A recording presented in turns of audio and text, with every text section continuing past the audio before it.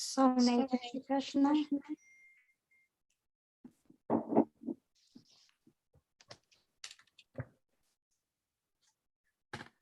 A very warm welcome from Women to Women once again. We meet up, and Happy New Year to everybody. It would be really nice if you had all the videos on, so we can actually see who we are talking to.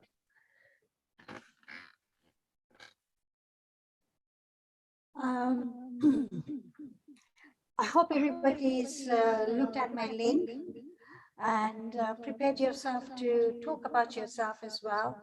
And we're going to give each of you 5 minutes to talk to us about how you've been, how you've treated yourself, how your diet has been, what you've been living on, and not indulge with all the nice things over the Christmas.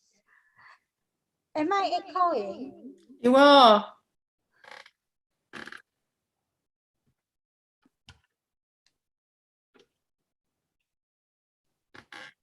Now? Seems better. Yeah. Yeah. So I'm saying welcome to all again. We're gonna try and meet up once a month now. So between that time, you must make a note of yourself what you want to talk next time about, so we can prepare ourselves well in advance as well. I'm going to start off with Omkara and then welcome Daksha and Caroline um, to talk about proteins. And then we're going to go on to each participant to talk about yourselves. Oh,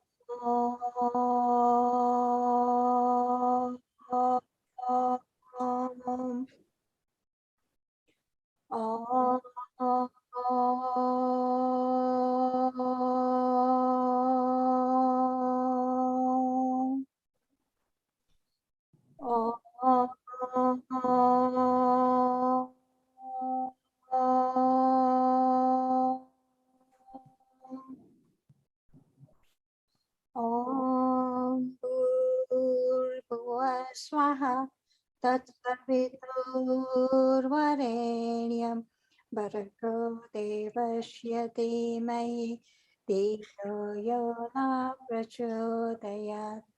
Om Bhurbhuva Swaha Tatsarviturvarenyam Bhargo Devasya Dhimai Dhiyo Yona Prachodayat. Om Bhurbhuva Swaha Tatsaviturbharenyam Bhargo Devasya Dhimai Dhiyo Yona Prachodayat. Dhiyo Yona Prachodayat. Dhiyo Yona Prachodayat. Like I said, once again, a very warm welcome from women to women. Can I invite Dakshaben and Caroline, whoever is going to speak? Okay, thank you. Well, I think it's me. Daksha's going to do her usual job of looking for questions. So both, if you're feeling shy and you don't want to speak at the end about yourself, you can always write a message in the chat box. But obviously also, if you've got any questions about what I'm going to talk about, please put those in the chat box, and Dax will keep a close eye on that, and we'll try and address the questions at the end. I'll just try and share the screen now and get my presentation up. See, great. Can you all see that? Okay.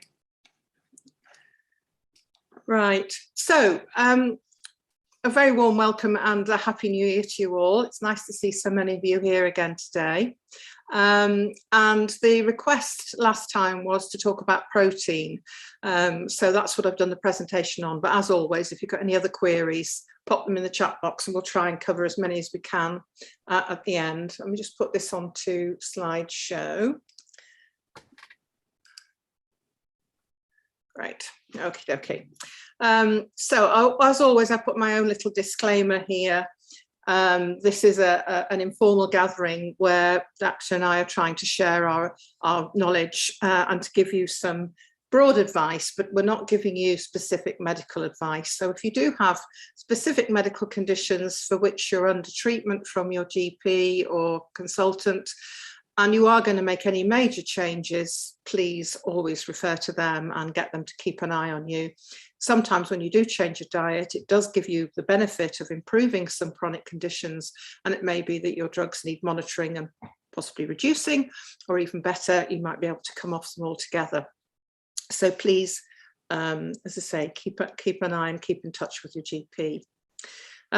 But we're here, as always, to talk about healthy lifestyle. And just to remind you that a healthy lifestyle composes of not just what we eat, but other things such as regular physical activity, trying to keep your weight in a healthy range. I'm not talking about everybody being skinny, but trying to avoid being overweight or obese.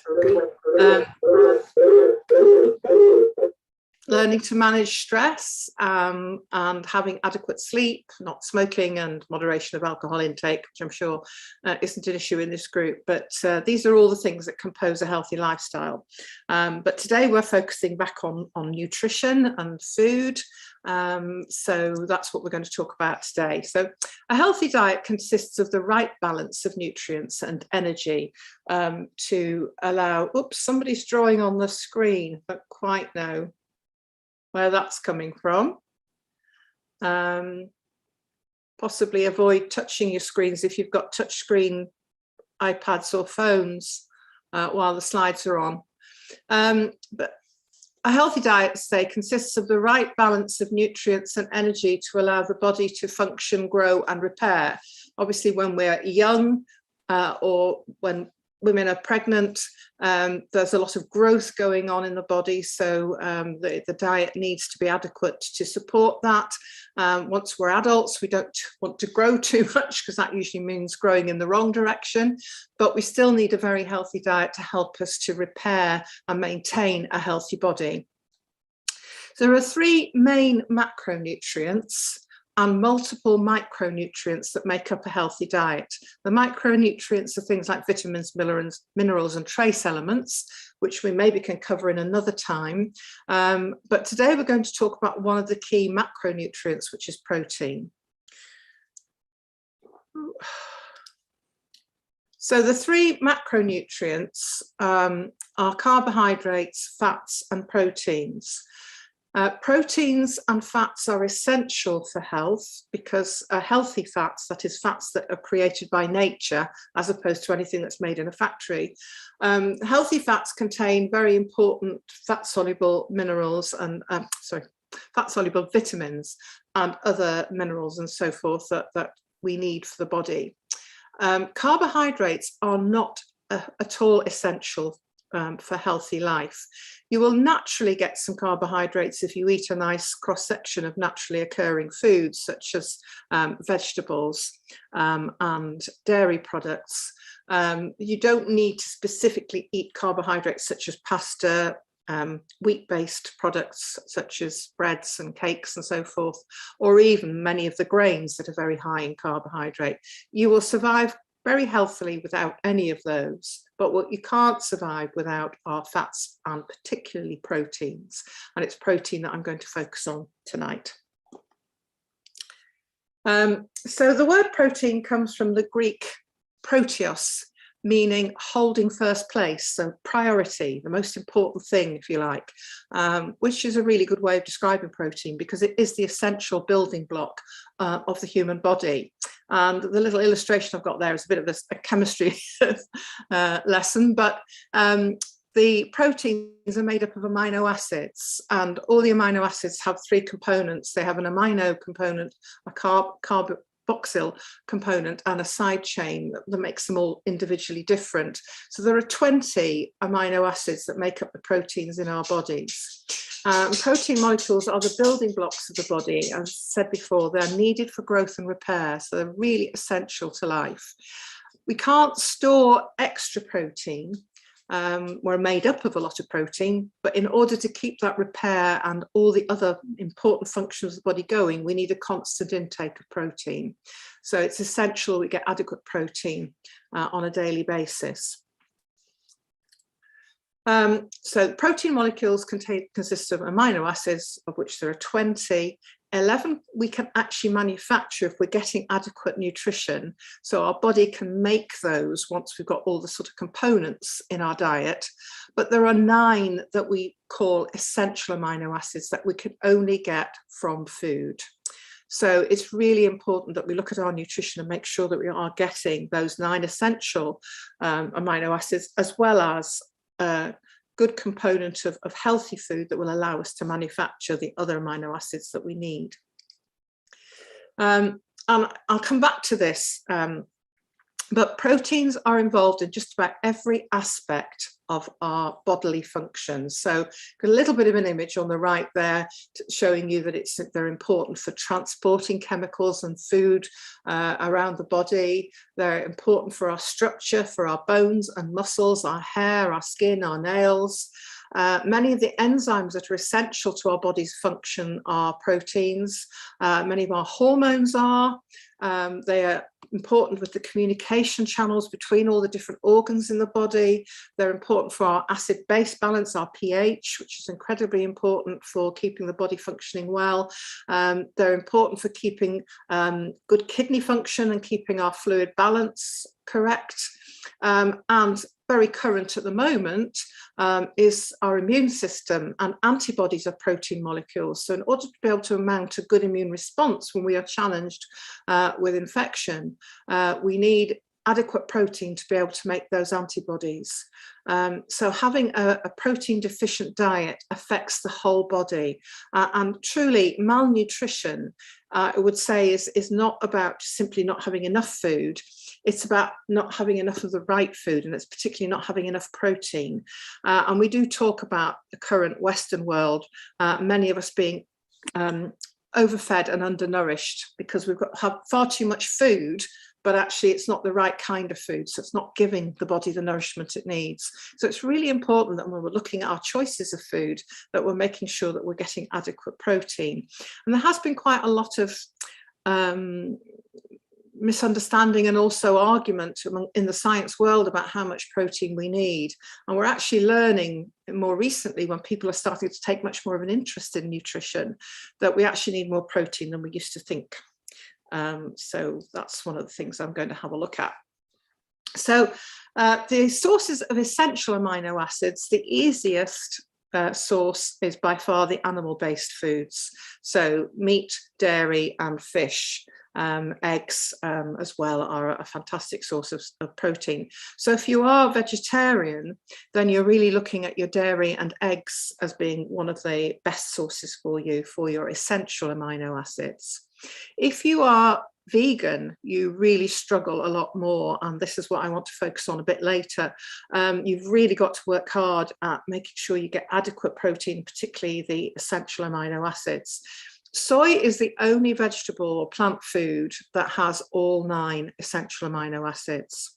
Many other plant foods have some of them, and the good news is that they vary. So if you eat a nice wide spectrum of plant foods, you've got a good chance of having all of the essential amino acids in your diet. But if you're picky and you tend to eat specifically only a certain type of plant food, then you are possibly going to start lacking some of those essential amino acids. And remember, your body can't make the 9 essential amino acids. You've got to take them in your diet. And while soy is a good source, obviously soy today is a very contentious product because an awful lot of it is produced in a very intensive way with far too many chemicals and fertilizers and so forth being used to get good crop yields. Soy propagation has taken over huge parts of rainforests and so forth, and therefore it's not necessarily ethically a great source of food. So if you do eat soy and you do rely on soy to be one of your main constituents, then do try to make sure you're buying sustainable soy. Check carefully where it's come from. One of the problems with our protein side of our diet is it does tend to be the more expensive foods where we get our protein. We don't need huge quantities, but we do need to make sure we're getting enough.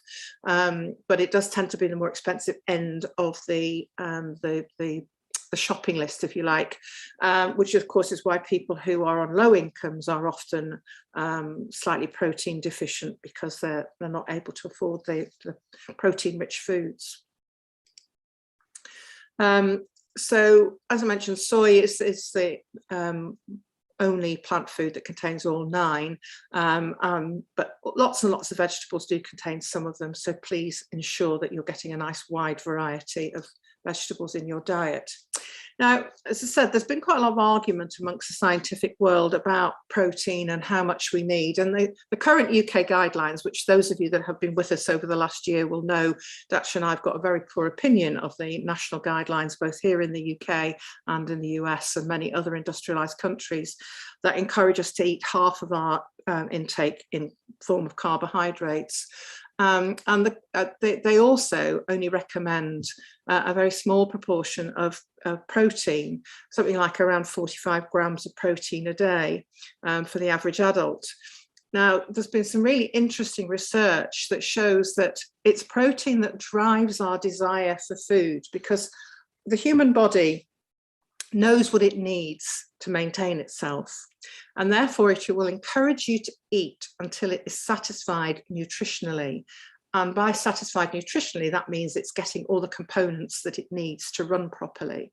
So if you're eating lots of fat and carbohydrate and poor quality fats and carbohydrate, it's going to keep making you hungry because it's not getting the protein it needs. So it will keep driving appetite until you're adequately nourished. And there's been some quite interesting studies done showing that if people have a protein poor but quite high calorie diet, they will overeat until they reach their protein target. This is unknowingly. These are studies where people have been in an environment where they've got no control of what they eat. They're just offered food, and for so many days they get food that's got a very low carb, a low protein component, and then the same people will then have a spell where they're given a diet that's a much higher protein base.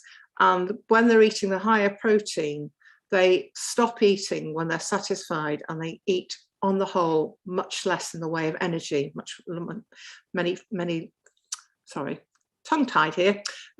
fewer calories than if they are on a low protein diet where they keep eating because their body is driving them to get adequate protein.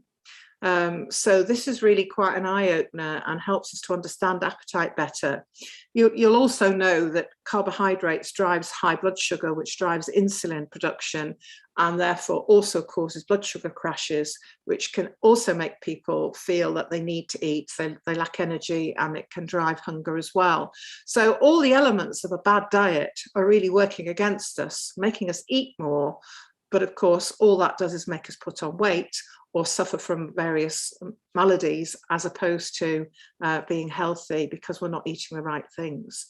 So this is called the protein leverage hypothesis, and it's a couple of Australian scientists who are actually working in the UK at Cambridge University when they came up with this.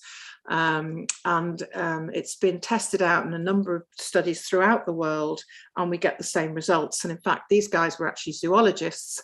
They originally observed this working with animals, but then had a student who said they wanted to test this hypothesis on humans, and lo and behold, we're exactly the same. And it probably answers the sort of question as to why in the wild do you never see overweight animals. The only animals you tend to see that are overweight are domestic pets, and that's because we feed them the wrong stuff. But left to their own devices in the wild, an animal will search for and eat food until it's nourished, and then it will stop until it's needing to replenish its food. And they tend not to be overweight because they're driven to eat the right things, the things that their bodies need. And humans, unfortunately, have now got the ability to eat all sorts of stuff, most of which is totally unsuitable for us. So in the studies, most of the excess energy that people were eating in this drive to get the protein were in the form of snacks. And actually, interestingly, a lot of the snacks that they went for were savoury rather than sweet. And that's because these were highly processed snacks that were available to them. And the food manufacturers are not daft. And they've been able to work out that when they're making these sort of snacks, be they savoury or sweet, they make them very addictive is one word we can use. They make them very desirable. We talk about umami being the sort of sweet spot, not necessarily sweet as in sugary, but sweet as in satisfying and moreish and yummy. And foods given a umami flavour can fool the taste buds into thinking that they are high protein, but actually they are often really highly processed carbs, such as potato crisps and lots of other flavoured snacks. And this is why we binge on these things, and we eat far too many, partly because the flavour is making us want more, but also our body is thinking, it's trying to get the protein, and it's thinking that these things are going to give it to us. And of course, all they're doing is driving usually blood sugar high and not nourishing us at all. Often make us very thirsty too, and then we go and drink a sugary drink or something.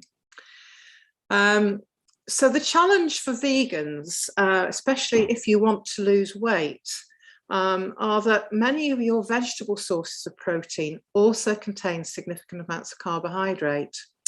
And in these studies that I've just been talking about, it shows that 15 to 20% of daily energy should be from protein, and that represents about 400 calories for the average female and 500 for males. That should be in the form of protein.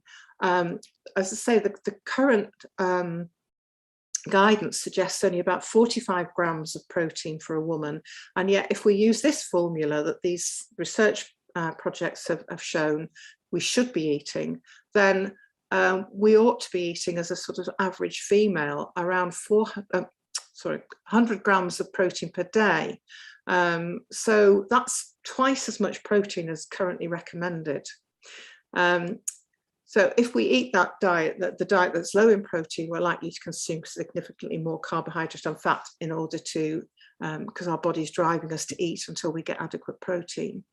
So it's quite interesting that along with the fact that we've had a lot more carbohydrate and industrialized fats and unhealthy fats available to us over the last few decades, when the obesity problem has been growing in the Western world, and even more so now in many of the poorer countries that are starting to adopt Western diets, we've tended to blame the carbohydrates as being the products that are making us fat, and particularly worrying about high blood sugars and so forth, which are all appropriate things to worry about. But it looks like there's another element coming in here, that when we eat those very high carbohydrate diets that are protein poor, that in itself is driving, it's becoming a vicious circle, and that's driving us to eat more as well. So it's really important to get back to basics with real food, and particularly to concentrate on how much protein we're getting. And as I say, for the vegan, that is a bit more of a challenge, because particularly if you want to keep your carbohydrates at a certain level, you've got to make your choices of protein rich foods carefully. Those of us that eat meat and fish have a slightly easier ride, because we can eat quite a lot of protein that doesn't contain any carbohydrate, but that's not as easy if you're vegan. So on this chart here, what I've tried to do is I've added a few notes to some of these with the carb content. So we do feel that things like nuts and seeds and some of the pulses are good sources of protein for you, but you have to watch them. So up at the top there, I've got walnuts, where an ounce of those will give you around 4 grams of protein, but only 1 gram of carbs. So that's quite a good source. Almonds are also quite low in carbs, so they're a good choice too.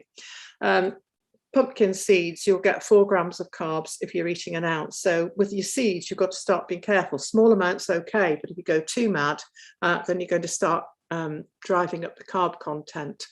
Down at sort of towards the bottom, I've got things like lentils.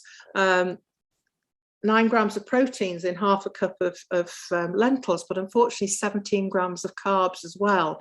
The same with chickpeas and things like kidney beans. So a lot of the pulses that people do rely on for their protein, if they're vegan, are quite carb heavy. Edamame beans, which of course are soy, they are a much lower carb bean, so they would be preferable, again, if you can get them from a sustainable source. And tofu, which again is a soy product, will be at the lower end of the carb spectrum, so a good source of protein. I've discovered this, I don't know whether it's very popular in the UK, but there's a product called Ceton, which is made using vital wheat gluten, amongst other things. It's a highly processed product, and it is used in an awful lot of the fake meat products and ready-made vegetarian dishes, but it's high in gluten and highly processed, and it's sort of it's marketed because it's low carb, because it's just the gluten as opposed to the whole starchy bit of the wheat grain. The problem is it's highly processed, and also gluten is a highly inflammatory product. So be wary of things that come ready-made as vegan options, because you need to look at the ingredients and you need to look at the carb contents, but also, most importantly, look at how many ingredients are in there and how processed the product looks, because that just because it says, I think an awful lot of manufacturers are getting on the vegan bandwagon and touting all these foods that are good for vegans, but they're not necessarily good for you in terms of what they contain. So you do need to be thoughtful.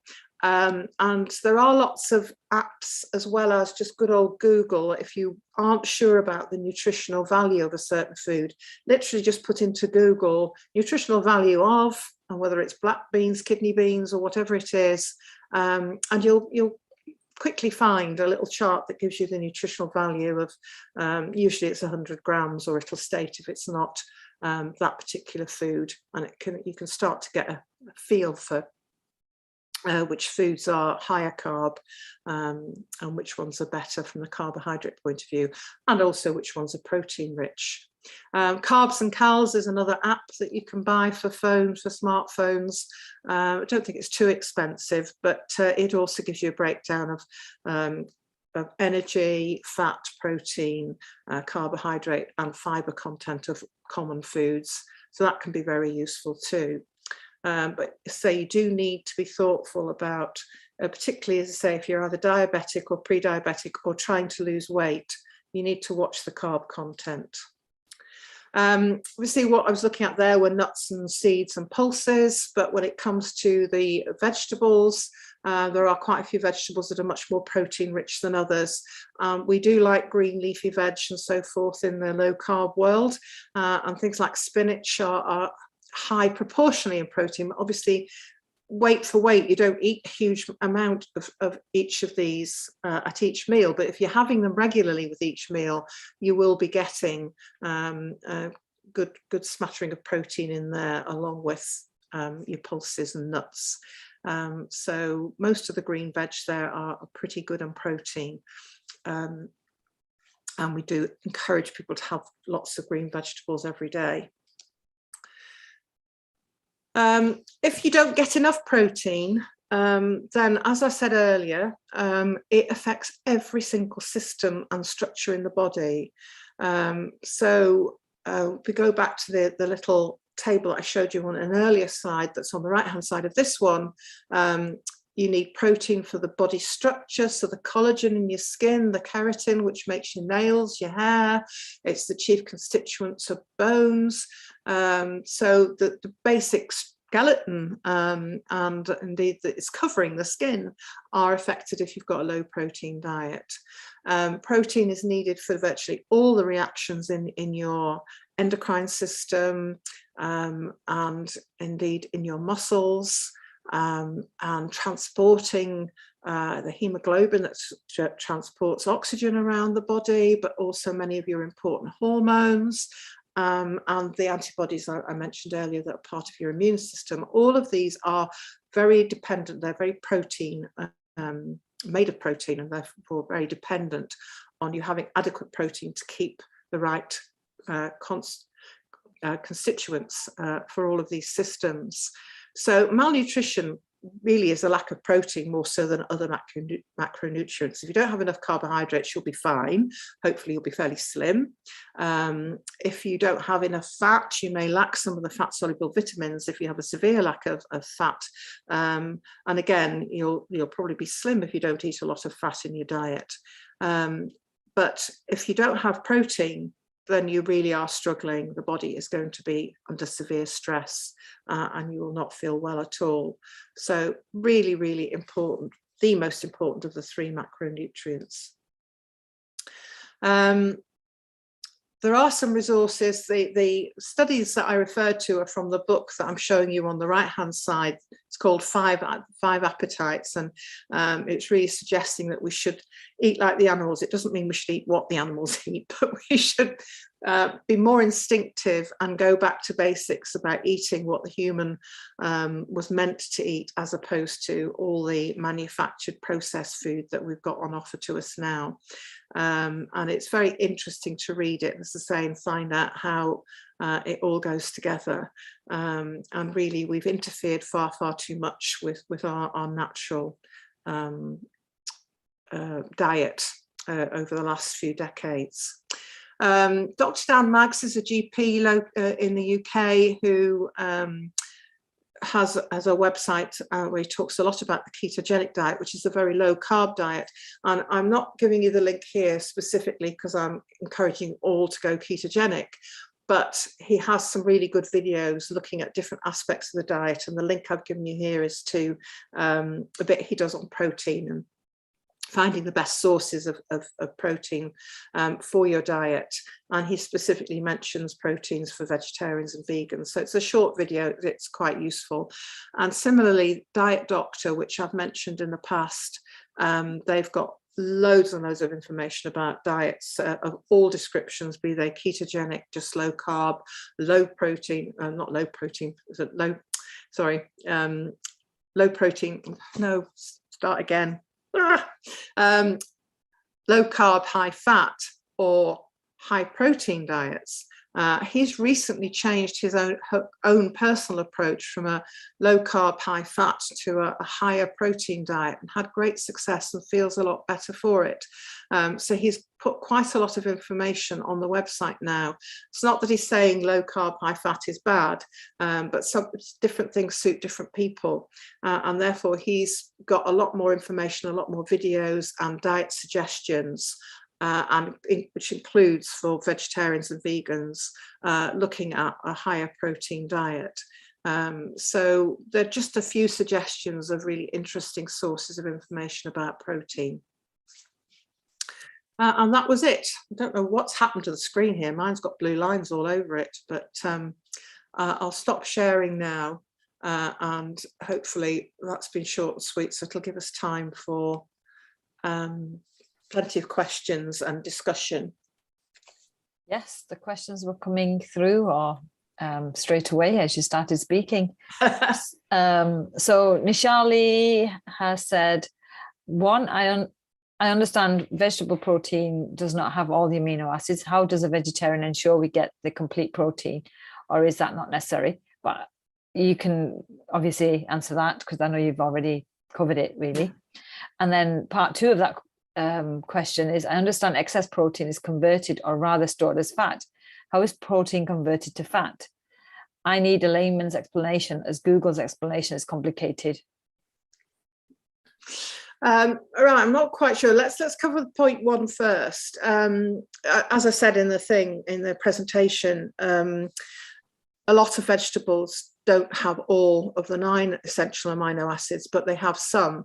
And the easiest way, I mean, short of getting a dictionary that gives you breakdown every single vegetable, the key is to have a wide variety of vegetables, and then you've got the best chance of getting all the essential amino acids. So they talk about eating a rainbow, so it's really making sure you get plenty of the green veg, but also the highly coloured vegetables, the peppers and aubergines and all the different variations of vegetables. And obviously, if you are diabetic or trying to lose weight, then go for the leafier vegetables rather than the root vegetables to keep the carb down. And also a wide variety of pulses, nuts and seeds. So the bigger the variety you eat, the better the chance you have of getting all the amino acids or the essential ones through your diet. If you're healthy, your body can make the rest. But it's wide variety for vegetarians that are needed for the essentials. Right, I'm just not 100% sure where you're heading with the second part of the question. There is a process called gluconeogenesis, which is where proteins can be broken down and turned into energy if your diet is insufficient in fat and carbohydrate, and therefore you've used up your energy sources. Because when you eat carbohydrates, particularly if you eat excess, which most of us do, the excess is converted into glycogen, which is stored in the liver and the muscle tissue. A small amount is, and the rest is converted to fat. And if you need energy and your diet is very low carb and you've exhausted your glucose stores, then protein can be broken down and used for energy. I'm not 100% sure about, I don't know if you know, Daksha, how much excess you'd have to eat before protein starts getting turned into fat. I think it would have to be an awful lot. I think it would have to be an awful lot. It's not something that gets covered or mentioned very much. Not so it commonly can't, mentioned in nutrition circles at all. To say, we reassure people when they go low carb that if they aren't eating carbohydrates, a lot of people say, oh, but you need carbohydrates for energy, and you don't. Obviously, you can use fat for energy. So fat in your diet can be turned very efficiently into energy. And if you're not having sufficient fat, but you've got protein in your diet, then that protein can also be turned into energy through a process called gluconeogenesis. But I honestly am not familiar with the idea of protein being turned into fat. So I don't know whether that's got confused somewhere in the explanations you've read. But and then the final bit that Nichelle asked is about the 11 other essential, well, the other 11 amino acids. How do you get those? Well, your body can make those. So providing you are reasonably well nourished and therefore all the right components are coming in your diet, then the body can make those. So you will get some of them through diet, but the most important issue is that your body can make them. But it's the 9 essential ones that we have to consume that are the most important, that we worry about when people are getting a very low protein diet. And then Jayshree's asked, I am vegetarian, no eggs, but I have milk and cheese. So how about having a vegan protein shake? Well, the best thing to do is to calculate how much protein you're having. So it depends how much of the dairy and cheese you're eating, and are you eating nuts and so forth. Daksha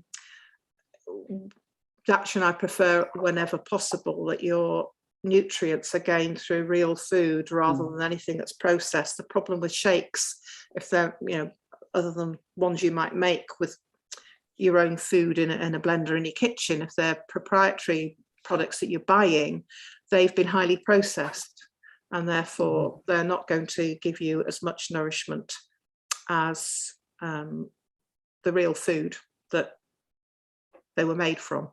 Makes sense.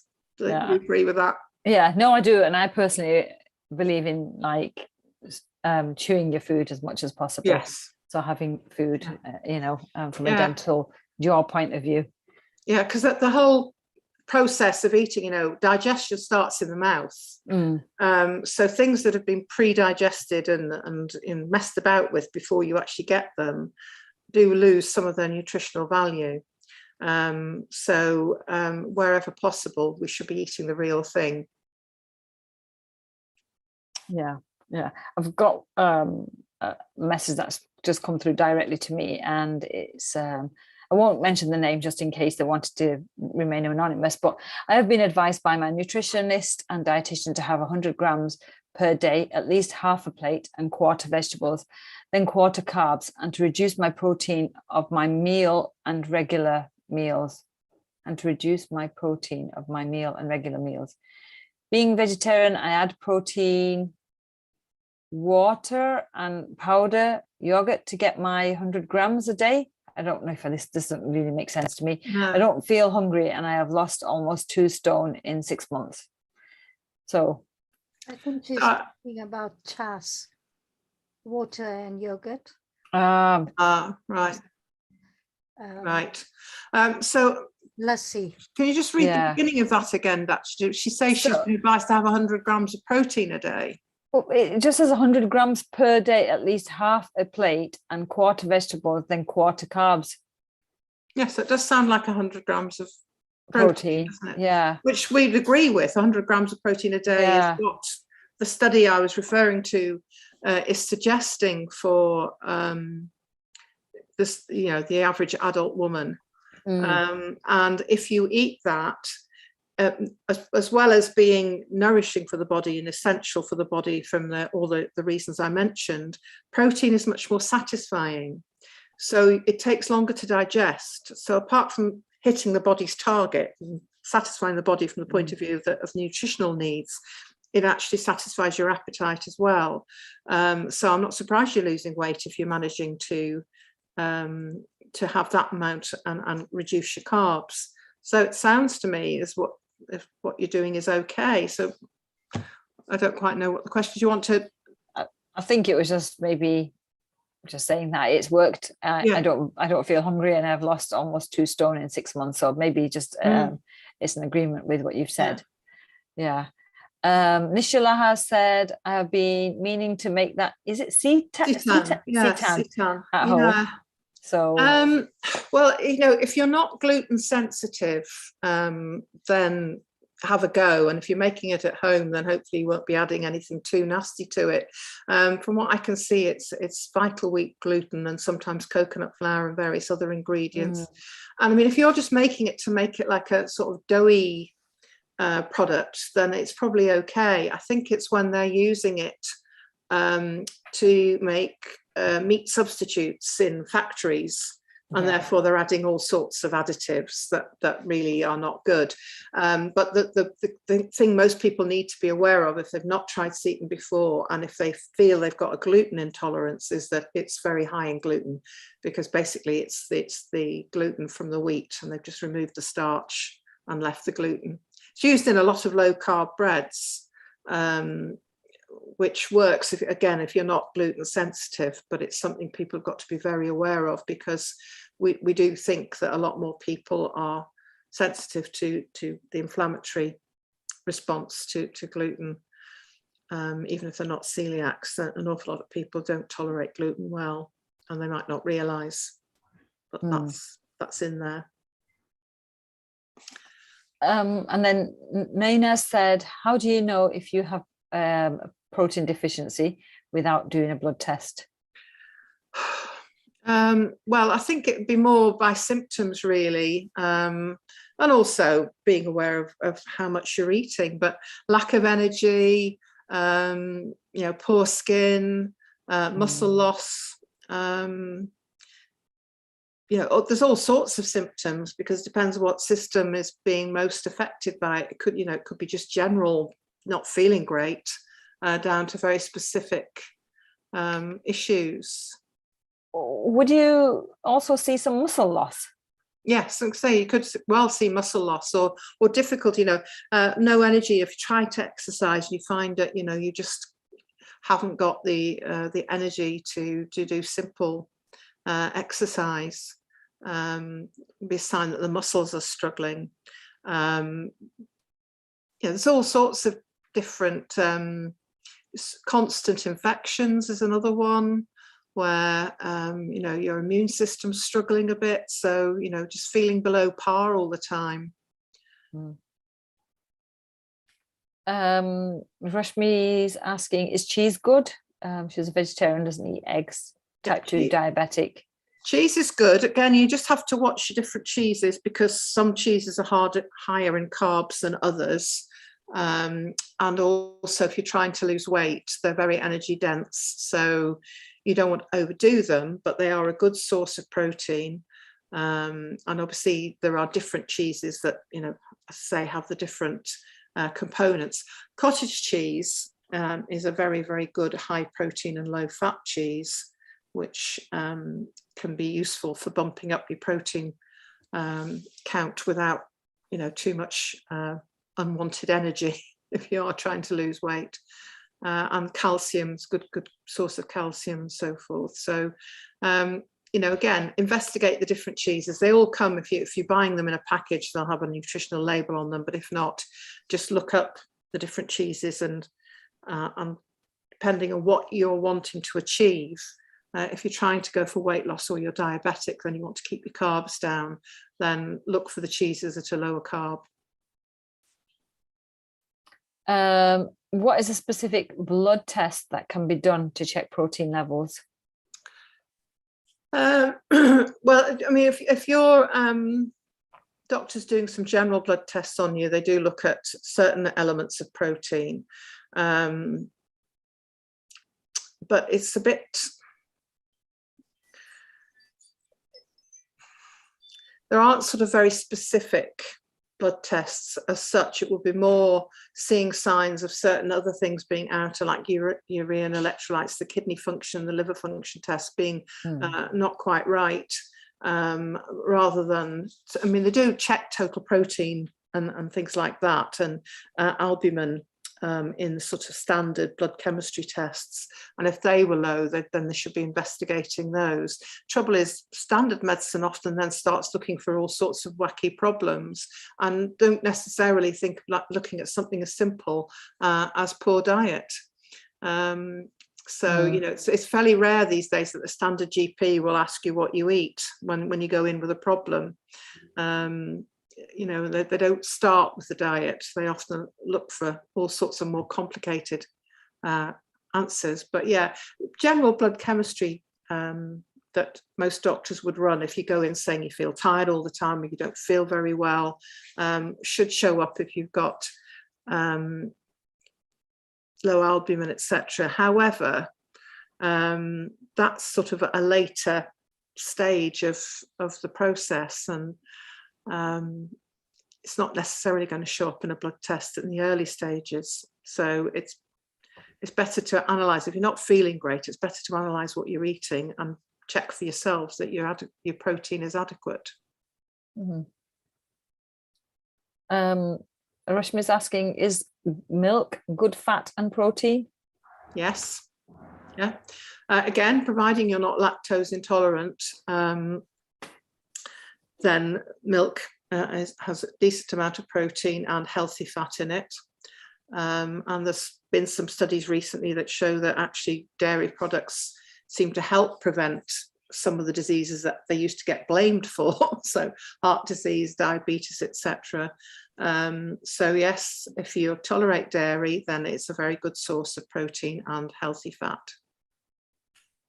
And also the person who put the message earlier about the protein and having the 100 grams has said, when I have enough protein, I don't have sweet or junk food cravings. So I just thought I'd add that in. Oh, thank you. You're being very helpful. So, yeah, very helpful. A really good guinea pig for us to show that what I was saying earlier does seem to work.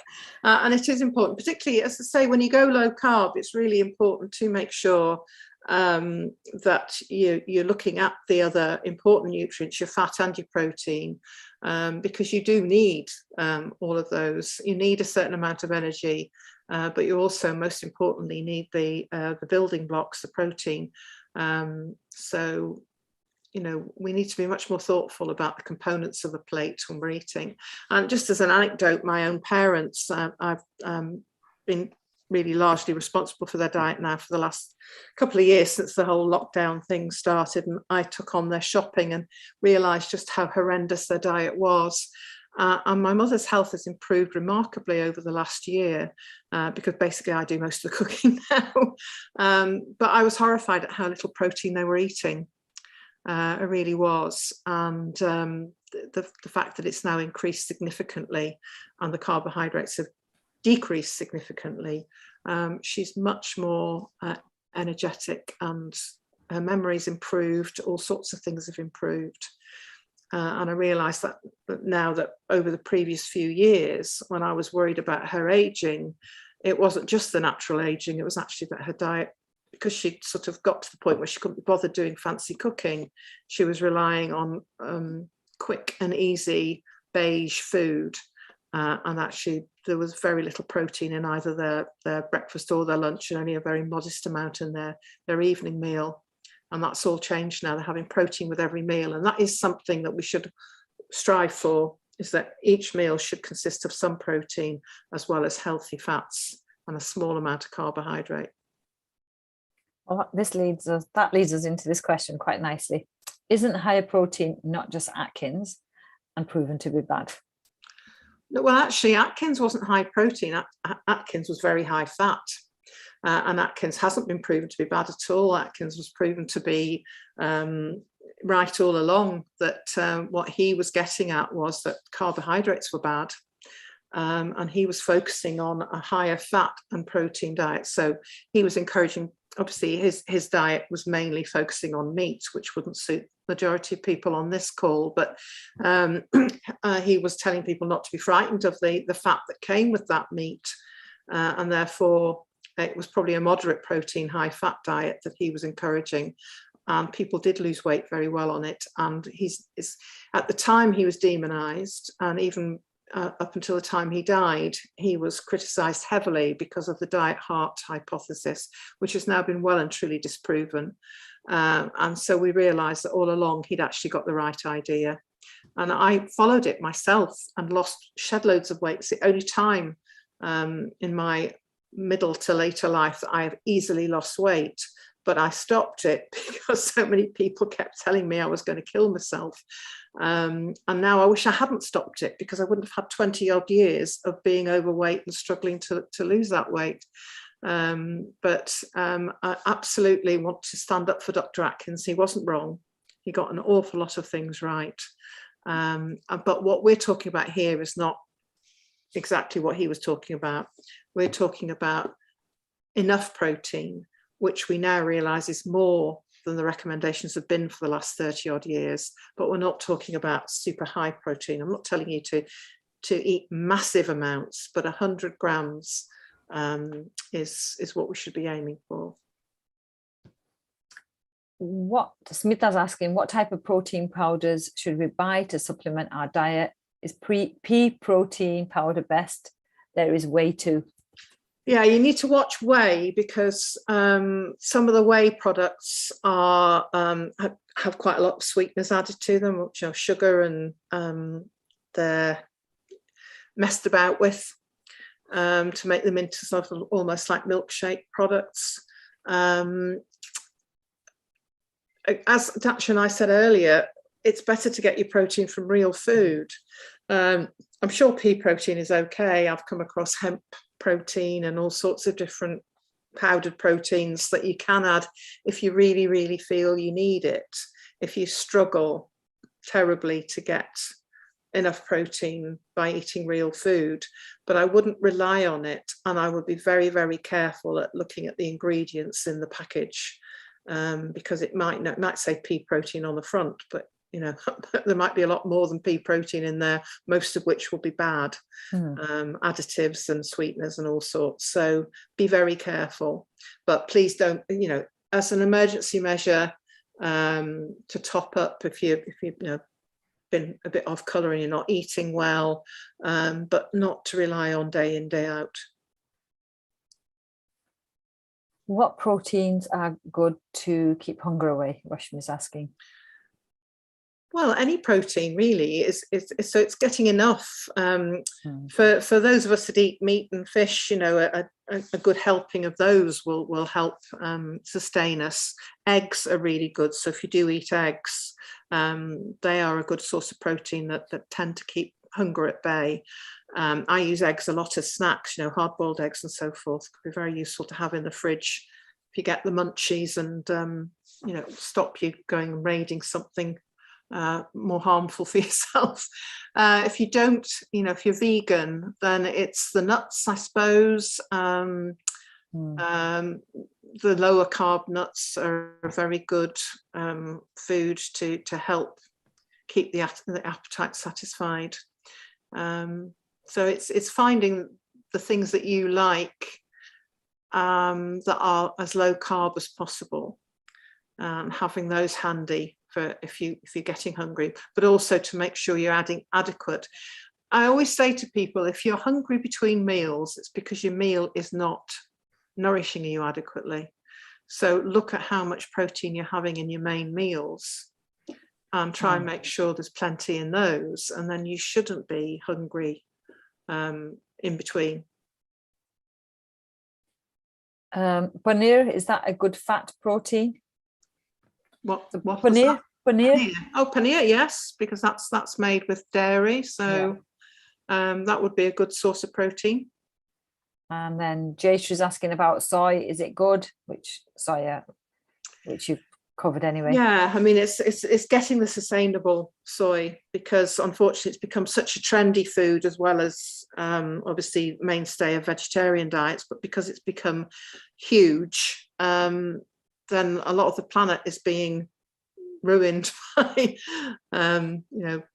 the massive developments to grow it in huge quantities, and also using fertilizers and chemicals and so forth that are not ideal for either the environment or yourselves. So be very careful with your choices. And obviously it is the plant food that's got all the essential amino acids. So if you can get a good source, and tempeh and tofu are very useful meat substitutes for vegans. In terms of having those essential amino acids, but just check that you are getting good quality. Radhika's asking, can it affect bones? I assume you're just speaking about protein. Yeah, absolutely. Low protein, your bones, the whole skeleton, as well as the skin, hair and nails and teeth and everything rely on protein. That's why it's very important children get adequate protein, because we need a much greater proportion of protein in our diets as we're growing, and pregnant women equally need plenty of protein. And then as adults, we need enough to maintain all of these vital elements of our body, including the skeleton. So yes, protein is important for bones. Ranjan is asking, is 1 egg a day good? Now, how do I read that? Does that mean, is it okay to have an egg every day, or should you only have 1 egg a day? Eggs are brilliant. You can have as many eggs as you like. They have been completely exonerated of all harm. Your dietary cholesterol does not get converted into stuff that clogs your arteries. So don't worry about the old myths that were associated with eggs. Particularly if you're a vegetarian and that's one of your best sources of protein, then eat as many as you like. Really, really great source of nutrition, vitamins, vitamin D particularly, as well as many other of the micronutrients, but brilliant source of protein and healthy fat. I agree completely. Yeah. How about quinoa? Quinoa. Quinoa is okay for protein, but it's carb. So again, in small quantities and depending what it is you're achieving, if you're perfect weight and your blood sugar's fine, you're not diabetic, then quinoa is a good source of protein.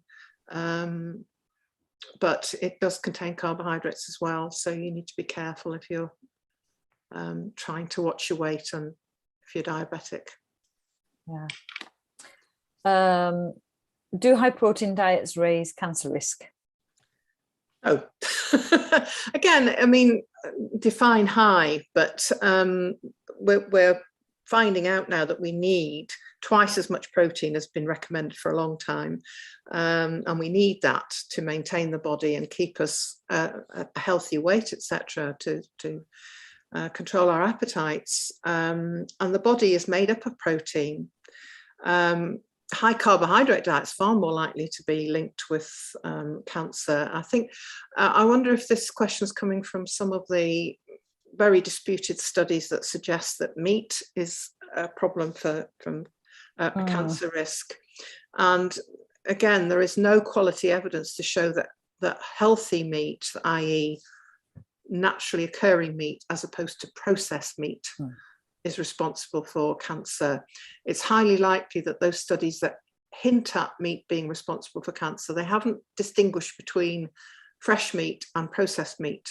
And the people who are likely to have had a poorer lifestyle and therefore eaten more of the processed meat have got other elements in their lifestyle that also put them at higher risk of cancer. So there has never been a quality study that has suggested that meat, and i.e. protein, is a cause of cancer. I hope that makes sense. So if that's where that was coming from, then no, protein is not. Protein is a building block for healthy tissue. There's no reason why it should be implicated in cancer, whereas the carbohydrates that we're eating in excess, particularly the refined carbohydrates, they are very much implicated now in some research at helping cancers to grow. And also many of the toxins that we consume in poorly produced food, and particularly processed food, may also be possibly driving cancer. But healthy protein that's come from a natural source, highly unlikely to be doing us harm, because it's what nature actually wants us to be eating. And then there's a just a word, corn. I do not like corn. I personally don't like it. I don't like it as a concept because it's an artificial manufactured food. It's a fungus, but it's made in a factory, and I just go, why? Because we don't need it. We've got plenty of natural sources of food. I don't know how you feel about corn, Daxa, but yeah, no, I don't just like think corn either. It's biotechnology, isn't it? Making lots of people money, but I don't know that it's doing the human race any good.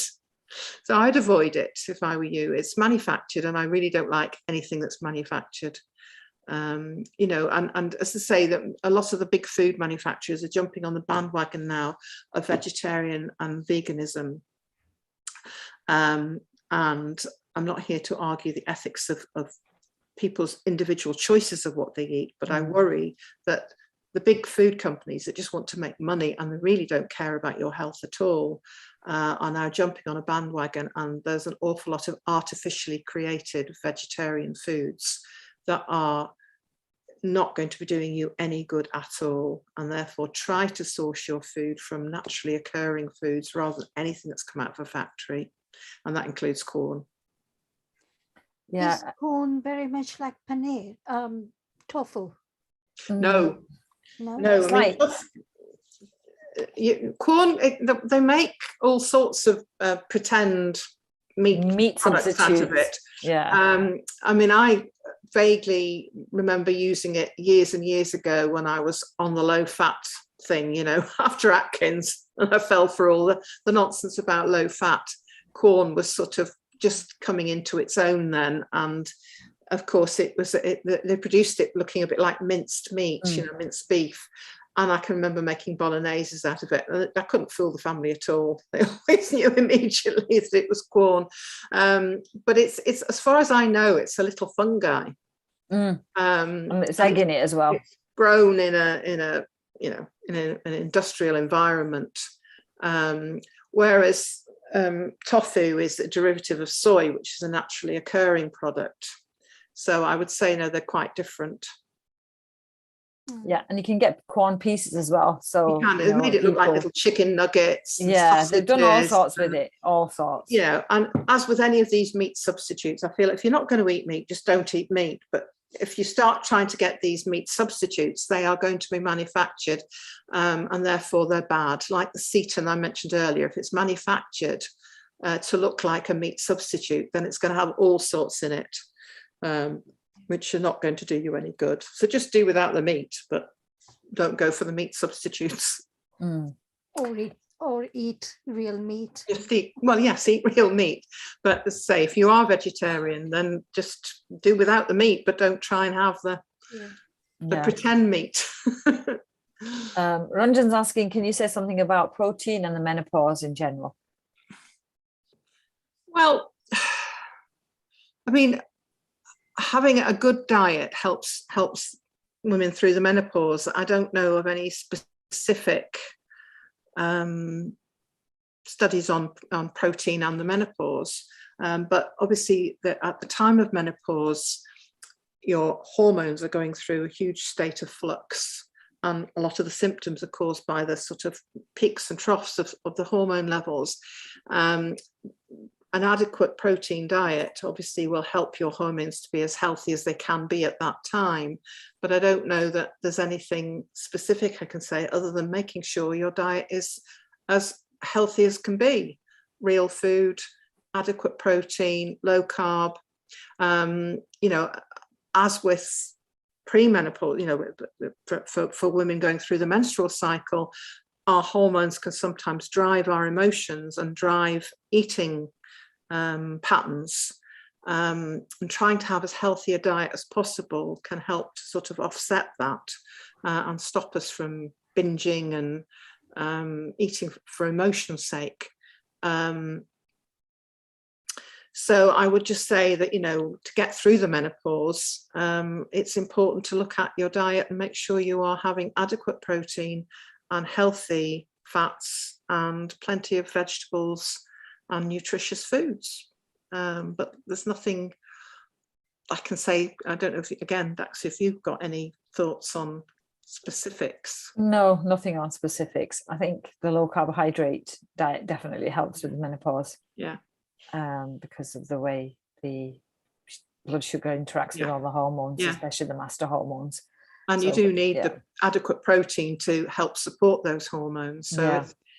it's the same as always. We should always be trying to eat the healthiest diet we can, and paying attention to those two important macronutrients, the healthy fats and the protein, and minimizing the non-natural carbohydrates. So as I say, you will get carbohydrates from most of your vegetable products and some of your dairy. If you eat dairy, you don't need to be adding it in the form of wheat and grains and those sort of products.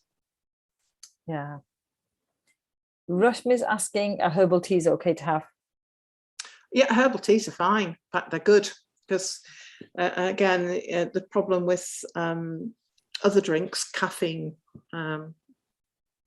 containing drinks, is that, you know, they can upset some of our metabolism, particularly interfere with sleep, and sleep is incredibly important for good health.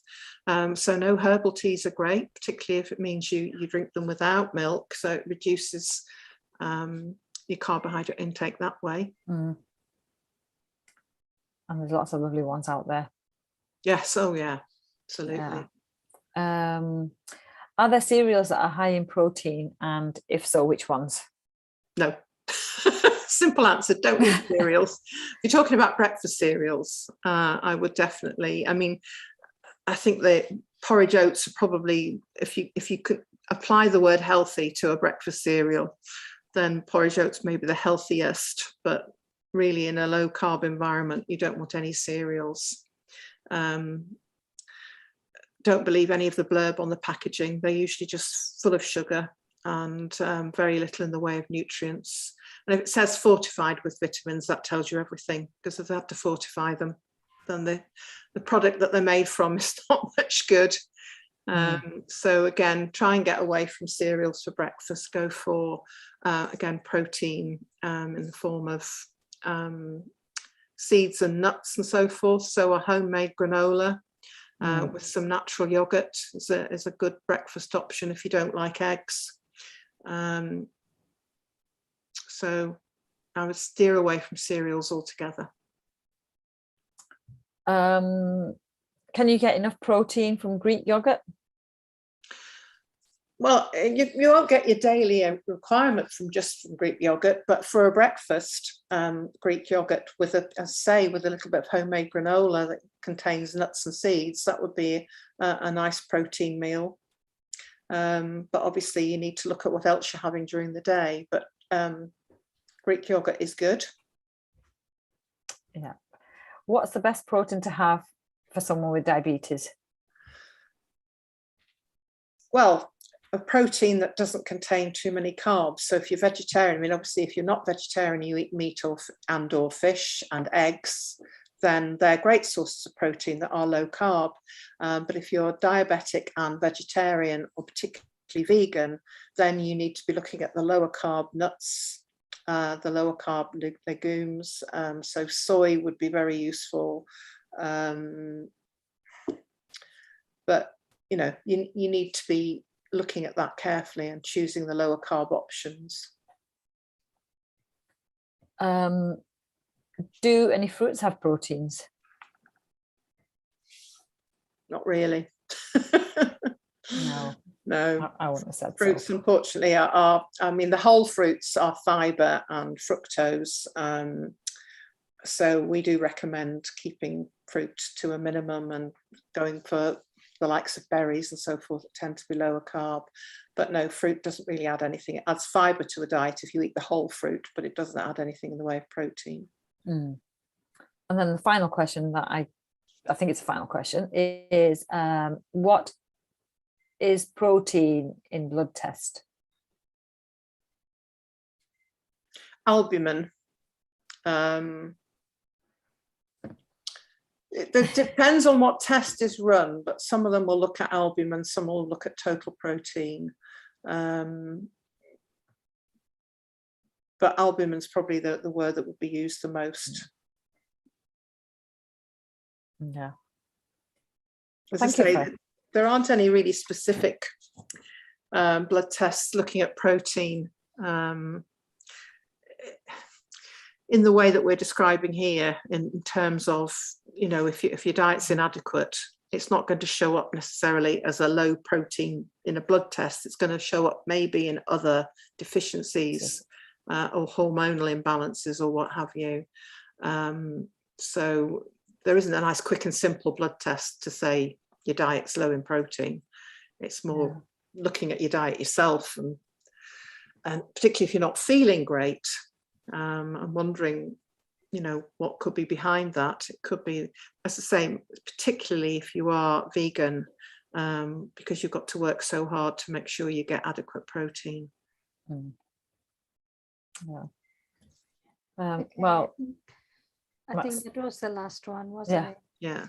Okay, we haven't got much time, but from my screen, the first person is Ranjuben. Ranjuben, do you want to talk about yourself? How you've been, how your diet has been keeping you going?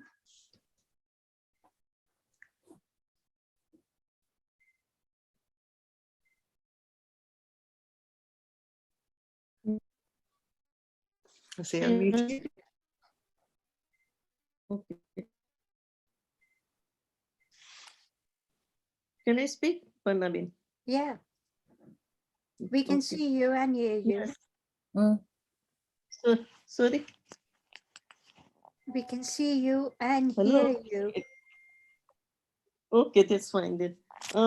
Since last February, since I came to know about this low carb diet and followed the all the low carb, trying to get rid of eating the protein diet, I feel a lot better in myself.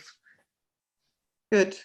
that's wonderful. My blood pressure has gone down from 10 to down to 5 milligram tablets. I've reduced my painkillers. So that's all helpful. And from having 3 dinners a day, I cut down to 2, brunch and dinner. And it doesn't really bother me. Excellent. So, That's so that's the main improvement. I'm really happy about it. Good. And I think that just shows that, again, because if you're reducing your carbohydrate, but you're making sure you get a meal that satisfies you, you'll hopefully naturally increase the protein. And a lot of people are satisfied on 2 meals a day. Yeah. So all my life I had rice, and since last 10 months, I've just stopped having rice, and it really doesn't bother me. No potatoes, no rice, no pasta, no cereals. And it doesn't really bother me anymore. That's really good. So would you like to tell us, what do you actually eat? For breakfast? No, I don't have any breakfast. You don't have breakfast, you have brunch. No, I just have some brunch. And for brunch, I have what Carolyn's introducing, the fruit mixture, dry fruit, dry seeds, the seed mixture, some flake coconut powder, berries, and Greek yogurt, and that satisfies me. And some herbal tea. And then this also helped your diabetes. I don't have any diabetes. Oh, you don't have diabetes. It's helped your blood pressure, you said. My blood pressure has gone from 10 milligrams, it's gone down to 5 milligrams now. Excellent. And reduced a lot on my painkillers. So that's a big benefit for me. Excellent. And I don't have any joint pains at all. I had a knee replacement and my other knee was hurting but it's not bothering me anymore at all. That's wonderful. That's excellent. Yeah. Would you mind sharing what you have for your evening meal then? Yeah, in the evening, around 5, just because I have my brunch around 1 o'clock, then around 5 o'clock I feel a bit peckish, and at that time I have a mix of salad, and in that also I put 1 tablespoon of this seed mixture which I made at home, just at home, and I have chia seeds which I soak in the morning. So 2 tablespoons. So out of that, half of it I have for my breakfast, and the other half I have it with my salad. And again with the Greek yogurt. So and after that, just have a couple of chapatis with some vegetables, and that's done. I'm done for the day. Very good. Well, it's And definitely herbal working tea for you. again after dinner. Herbal tea after dinner. I was having 1 cup of coffee, but since that I've stopped having coffee as well. Just herbal teas only, fresh herbal teas. Lovely. This is my food for the day. Excellent. Yeah. That's very good. Thank you very much, Anjuman. This has helped me a lot. Thank you very much, Caroline. Well, it's lovely to hear. That's what we're here for. So it's really nice when we've got people that have tried it and it is helping. It shows that, you know, it can be done. Yes, it can be done. It can be. Next one on my screen is Taraben.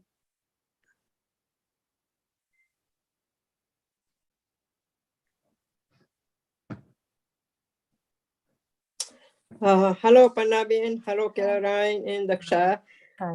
Good to see you. Very happy New Year to all of you.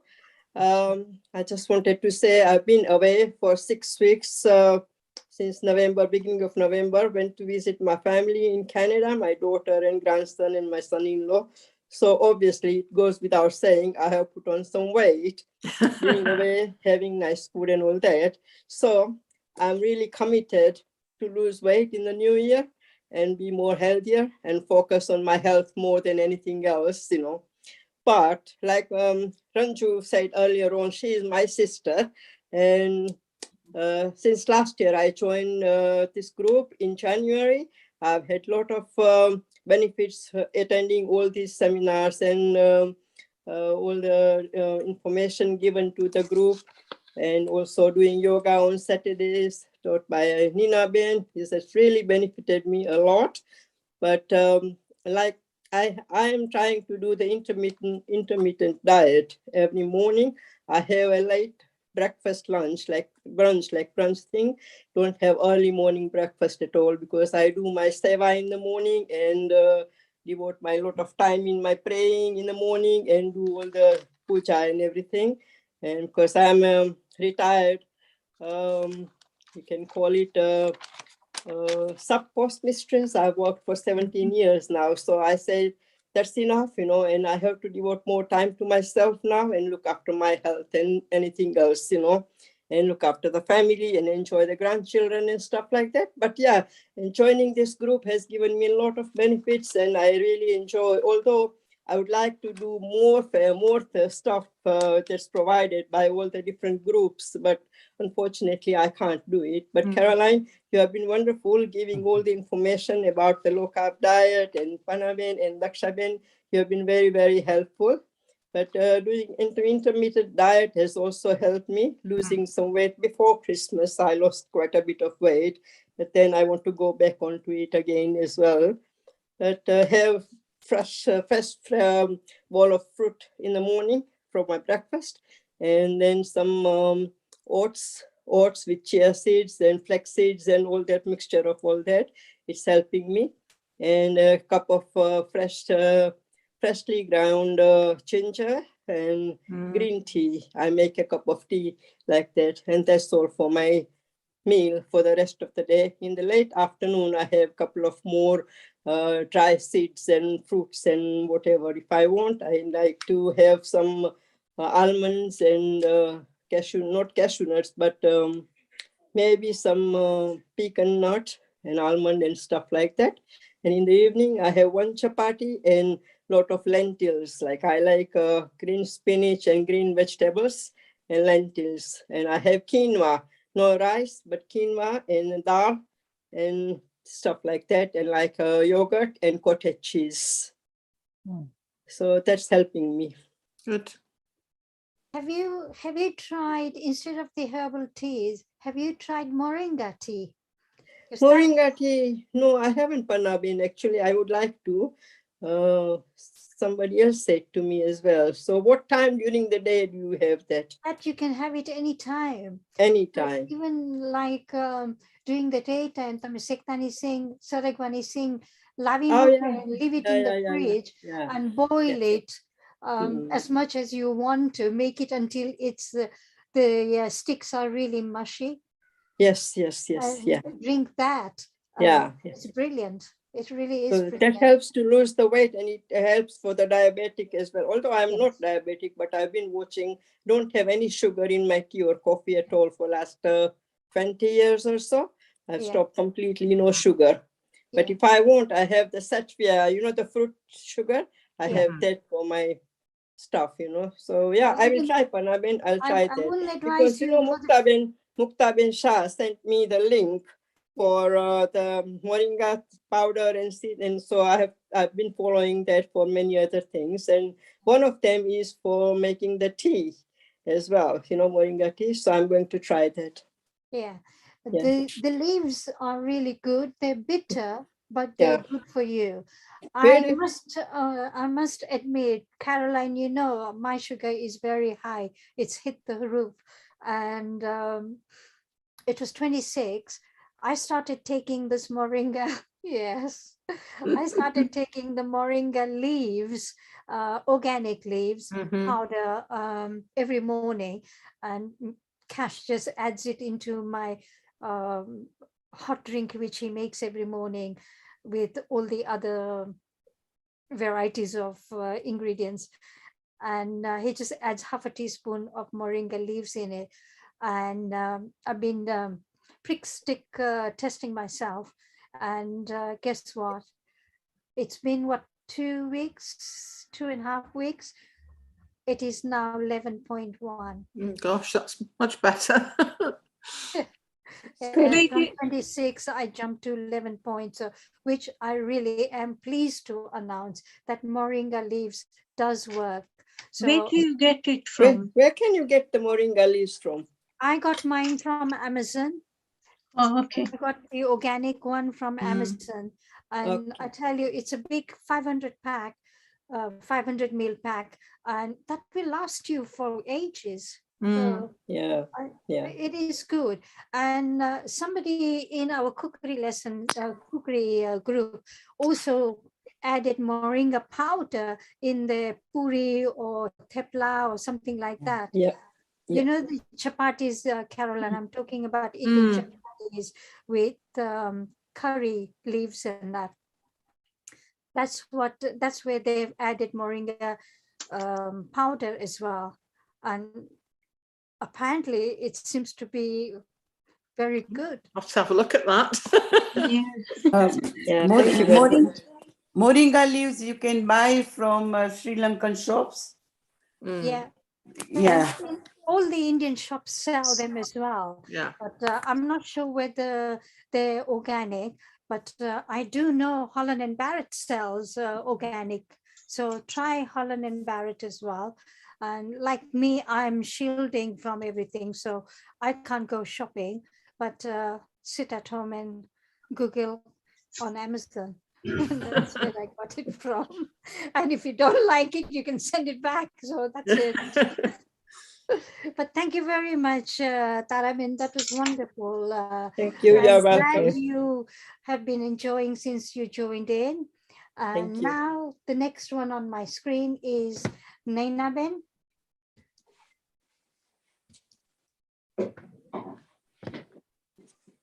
Oh, you're muted.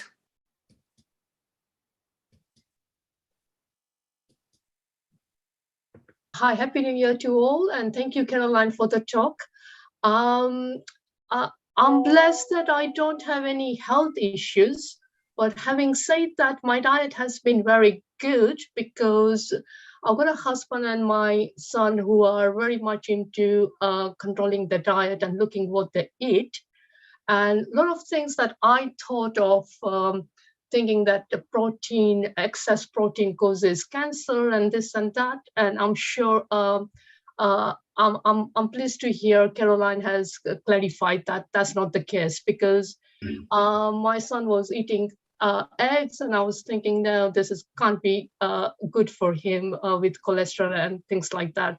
So I'm very pleased with the talk today.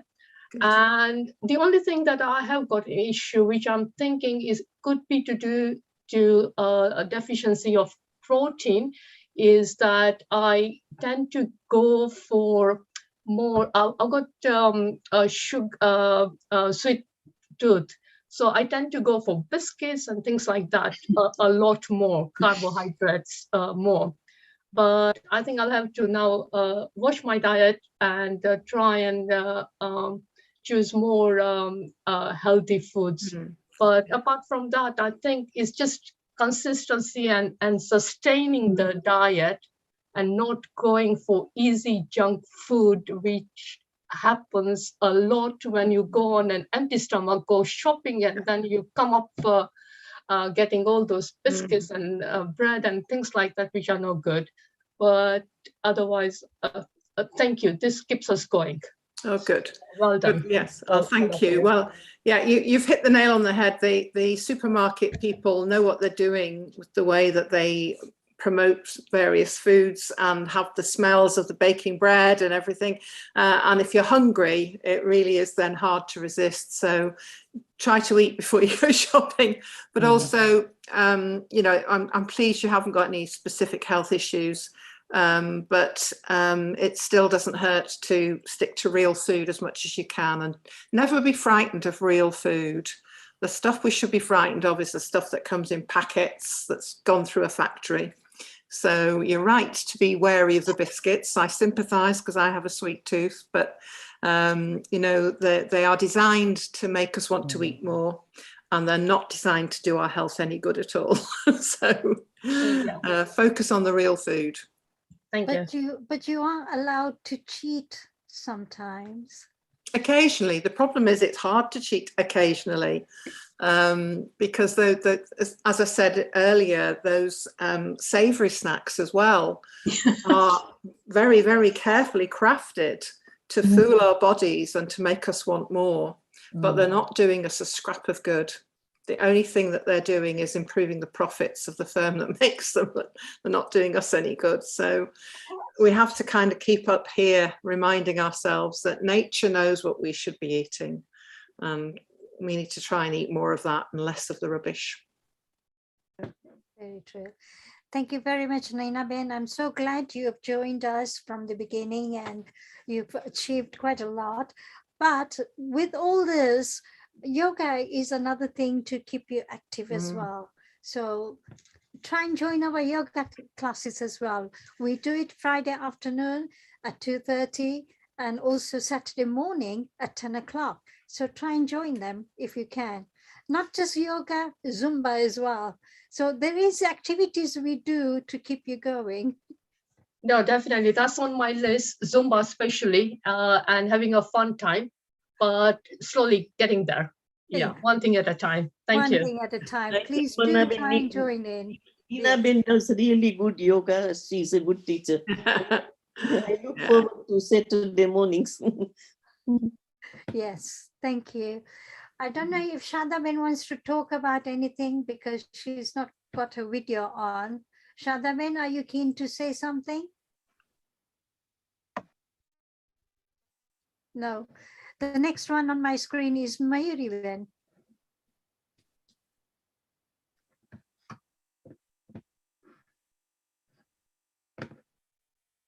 Please unmute yourself.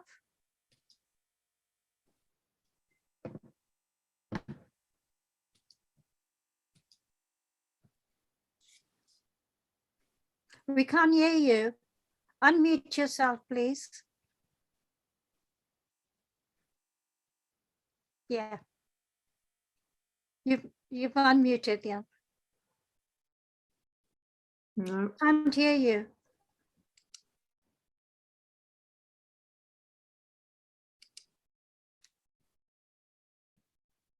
Try and put the volume on your iPad or your laptop.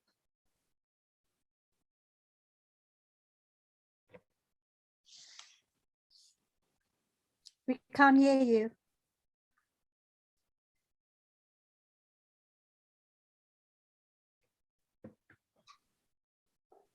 No. We can't hear you, sorry. Shadaben, did you want to say something? You did switch your video on. Okay. Let's try Shadaben. Happy New Year to you all. No, I don't want to say anything today. Today is my first day. So I'm really happy. So I'm just listening. Thank you. I'm glad Thank you, you Caroline. joined in first time, and I hope to see you more often. As I said, we're going to have these sessions once a month. First Tuesday of the month, we're going to have that religiously. So hope to see you soon. And you are in our group, so join in our conversations wherever you can. Thank you very much. Yes, please. Can I just say, Panna, that as we're only having them once a month now, it's important to use the WhatsApp group if people have got queries in between. Or so, you know, hopefully we can keep the conversation going that way, and also some suggestions for the topic for next time. Yes, yes, absolutely. Mayuben, do you want to try again?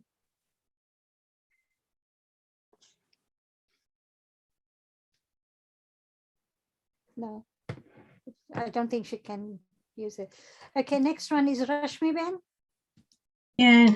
Hi, Caroline, Dakshavin, Ponnavin.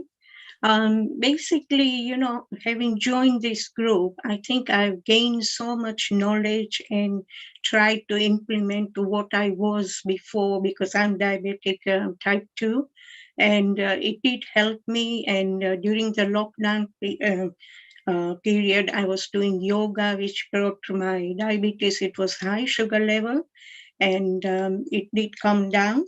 And then the last one, I think in between what happened, you know, sometimes to sustain it, that's the very hard thing, to just keep going. And I probably didn't do enough physical activity. So my last blood test report was slightly high. So the doctor suggested that this new initiative has come out, which I think you always mention in our program, about low carb lifestyle. So he said, do you want to go on that? And I said, yeah, rather than increasing, because my aim is to decrease the medication. So he's joined me, done a referral to join this for low carb lifestyle. But I'm a bit confused because I've had two-way emails, one from maybe you might know, Zyla Health and Wellbeing, and the other one is nodiabetes.org. Are they the same? Or I think nodiabetes.org is by NHS. And Zyla Health and Wellbeing.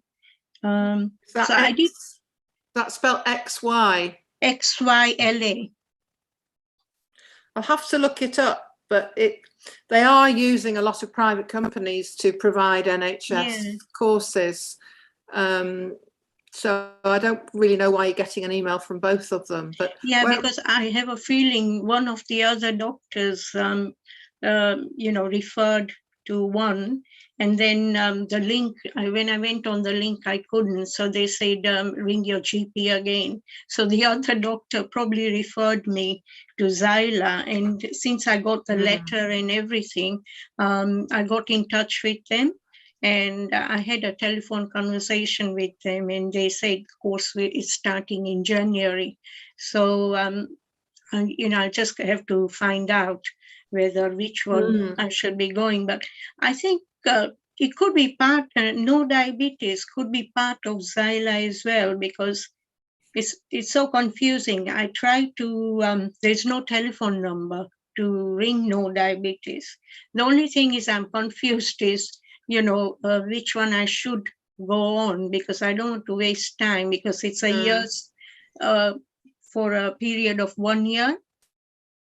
And they do, I think he briefly mentioned that there'll be 10 telephone conversations, modules, online modules, and also group sessions. So, but it's, he did refer on the low carb, so I said to my doctor that I have a knowledge about it because I'm already in a group where I get this kind of information, which I'm trying to implement for myself. But he said, if you go on this, then maybe you will get more awareness, because then you will follow it up. And basically it's just to then sustain it,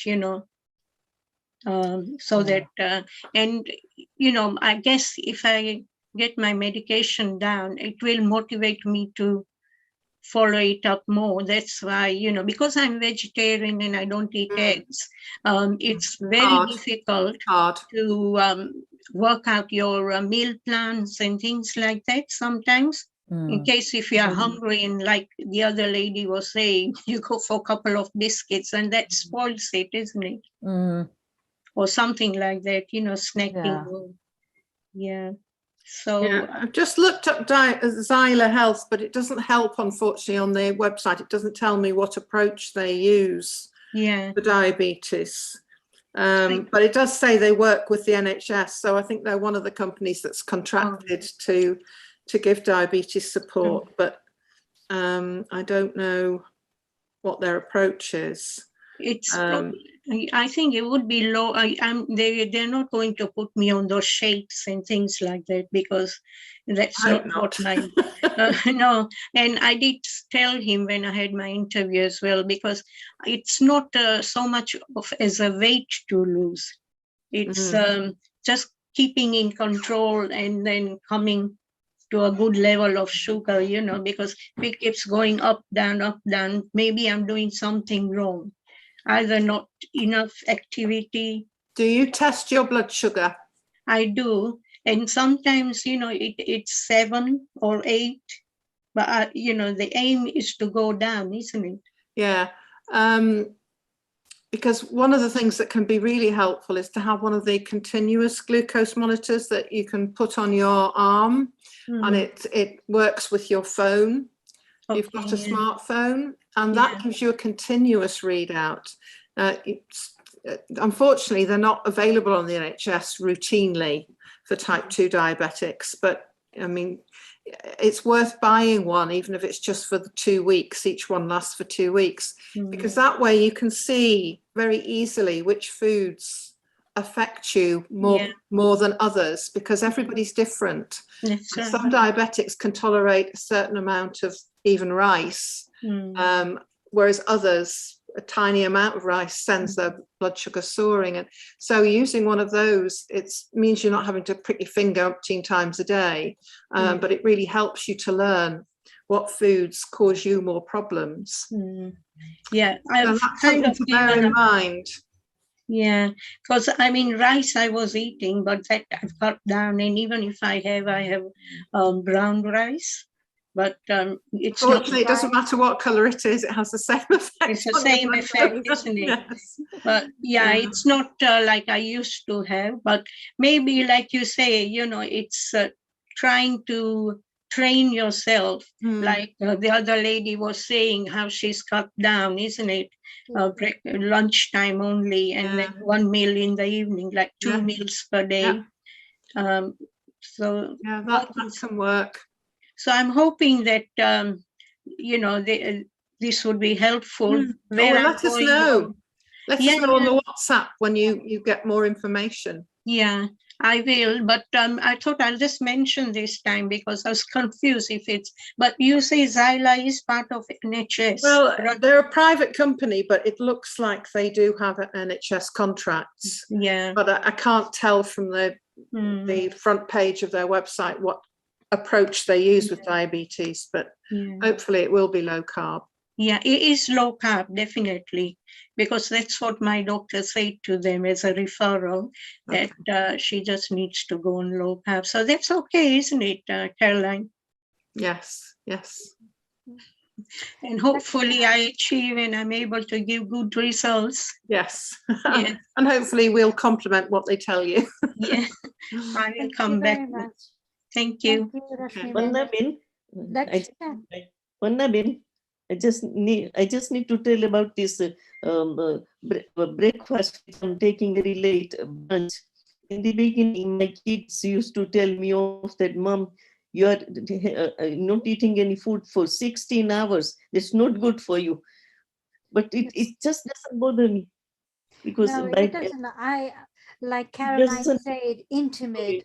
I do intermittent fasting. I think Daksha and Caroline did talk about it as well. If you skip breakfast and have brunch, it adds up everything. So, Daksha, would you like to talk about low carb breakfast? Somebody's asked, Hansaben is asking about what do you suggest for low carb breakfast? Me?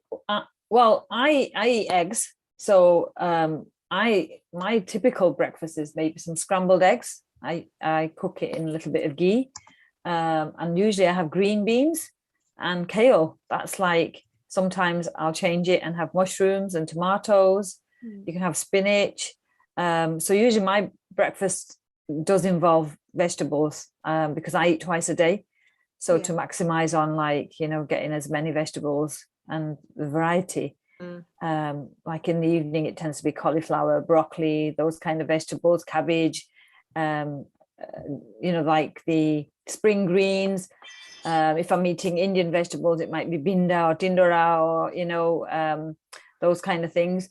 But because I'm not vegetarian, there is usually some fish or some meat or some eggs on my plate. If I was in a rush, then I might do some chia seeds. I tend to not have yogurt very often. It's very, very rare. So I tend to have coconut milk, you know, from the tin. But I use a company that there's not many other ingredients. It's coconut milk and water. So I do watch for what the ingredients are. And chia seeds, and that's nice. And again, like everyone else has said, with some seeds or some homemade granola, and blueberries or raspberries, just a few of those sprinkled on. You could even make like a compote. Yeah, compote. Your compote. So where you just like heat some berries and things up and make it into like a kind of semi-liquid solid, and then put some chia seeds in that even, so that thickens that up. And then you can pour it onto your, like, put a spoonful of that onto your yogurt, you know, and that's quite nice. It's you know, something different to just the fresh berries, because you can't always get them all around the year. Some people like to use the frozen berries as well to keep costs down and waste to a minimum. They just take them out, you know, in a bowl in the morning, and by the time they're ready to have the brunch, they're soft enough. They're soft enough, yeah.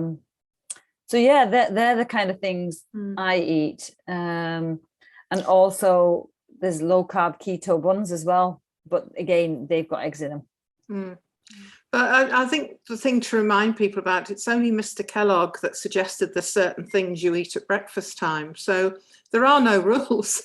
You can have whatever you like as long as it's low carb. So it doesn't have to be a cereal-based breakfast. Eggs, if you do eat eggs, are a great speedy thing to produce as well as very nourishing. But, you know, it could be last night's leftovers.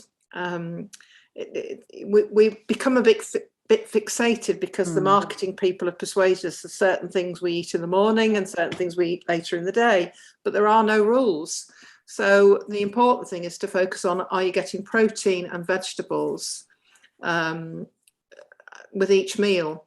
And particularly if you're able to skip traditional breakfast, i.e. early morning breakfast, by the time you're eating, if it is lunchtime, I might have a bowl of vegetable soup that I've made for myself. my first meal of the day, so it's my breakfast, but it's also my lunch. So, you know, a bowl of vegetable soup.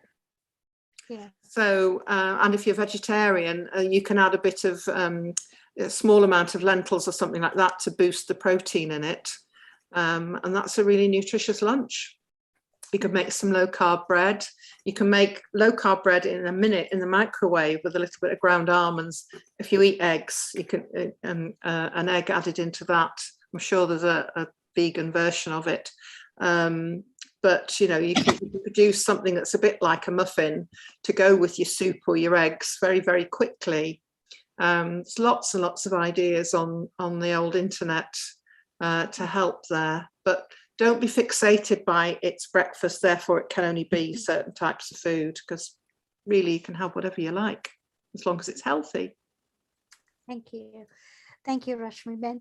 Thank you. Because Mayuri Ben couldn't say anything on her mic, she sent a message saying she does yoga, Pilates, and walk for half an hour every other day. She includes all 6 tastes in her meal: sweet, sour, bitter, astringent, salty, which makes her feel more energetic and healthy. She has lost very little weight.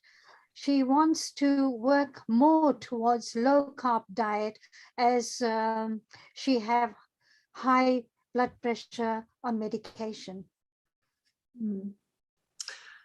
Well, I'm hoping we're giving you some ideas about how to reduce the carbohydrates. Yeah. The sweet in the meal might be a clue there. I don't know what the sweet bits are. The sour and bitter and salty, I'm happy with all of those, but I'd be a bit worried about where the sweetness is coming from, and maybe that's where the problem lies. And as I say, the protein, because as I'm learning from this research that I've recently become aware of, if we're not eating enough protein, it makes us eat more. So it's getting the protein right, and that's particularly important, as I say, for the vegetarians. So that may be something to look at and focus on, to increase the protein portion of the meal, and that might help you to eat less overall. Yeah. Next one is Champaben. Champamasi, would you like to say anything on behalf of Reiki? Can I just add, I'm going to have to jump out now. Okay. So I just wanted to say thank you to everyone. Thank you. Lovely to see you all. Yes. Okay, you. take care. Bye. Okay, bye. Champaben, do you want to say anything? Unmute yourself.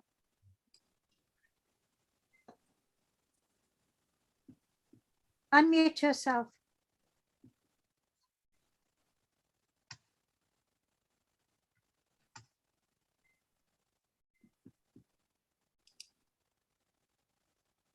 No.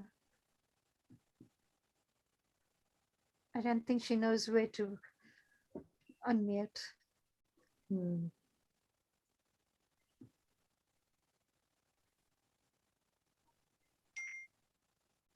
No. Okay, Jeshriben, are you willing to say anything?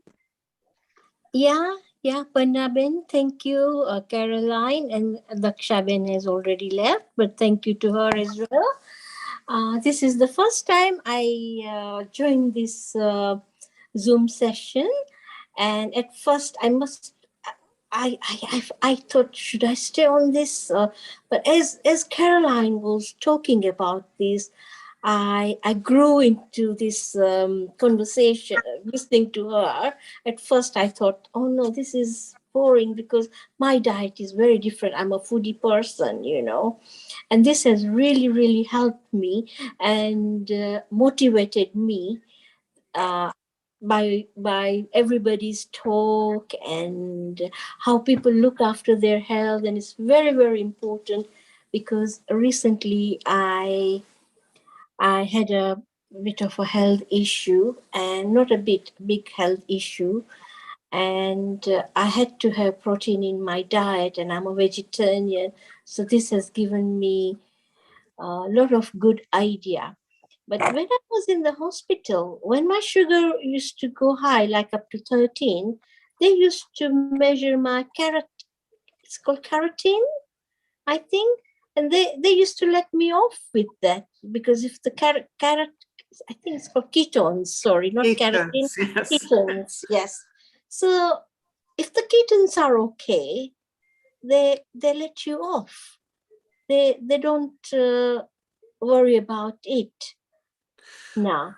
Well, yeah, I think I understand that. I mean, it's really important when you're diabetic and your blood sugar's high that your ketones aren't high, because you can get into a very dangerous condition if your blood sugar gets very out of control and you start producing more and more ketones. But it doesn't mean it's okay to have a high blood sugar, even if your ketones are all right. So the goal is to get your blood sugar down.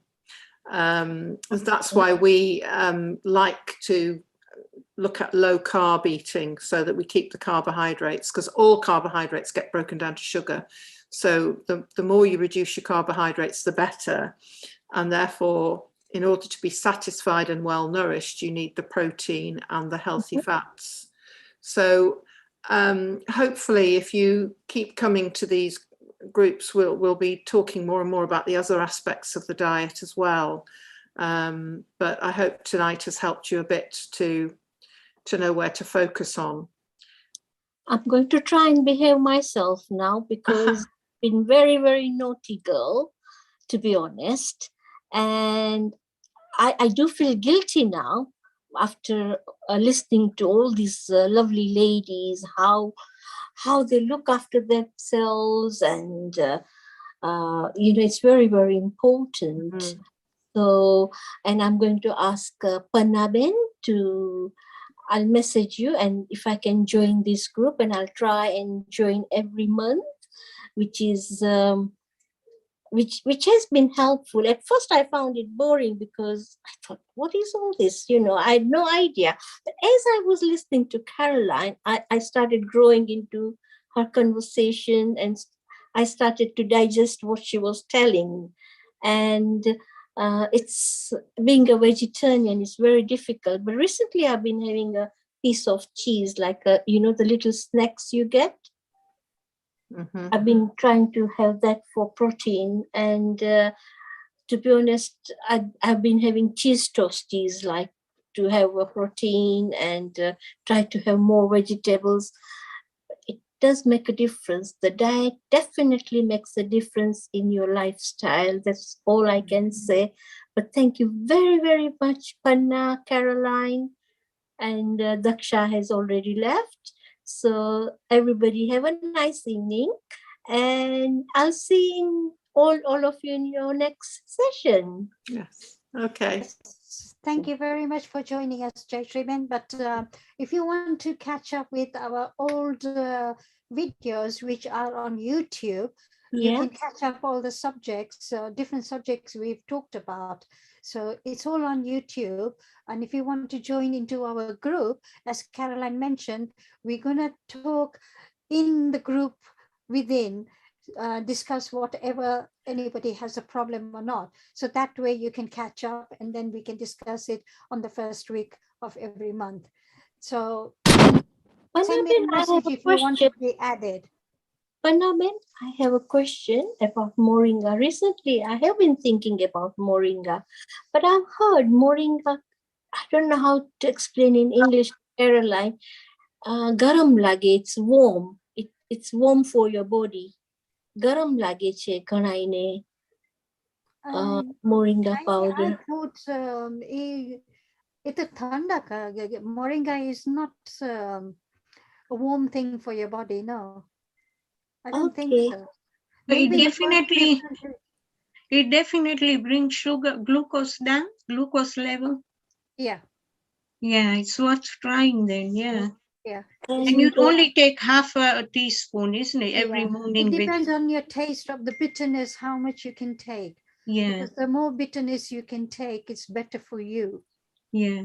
But anything that brings your sugar down, it's, that's, you can just, I think with water it should be all right. Yeah, I mix mine with the savana kalo banawe ne so ena naku. Okay, yeah.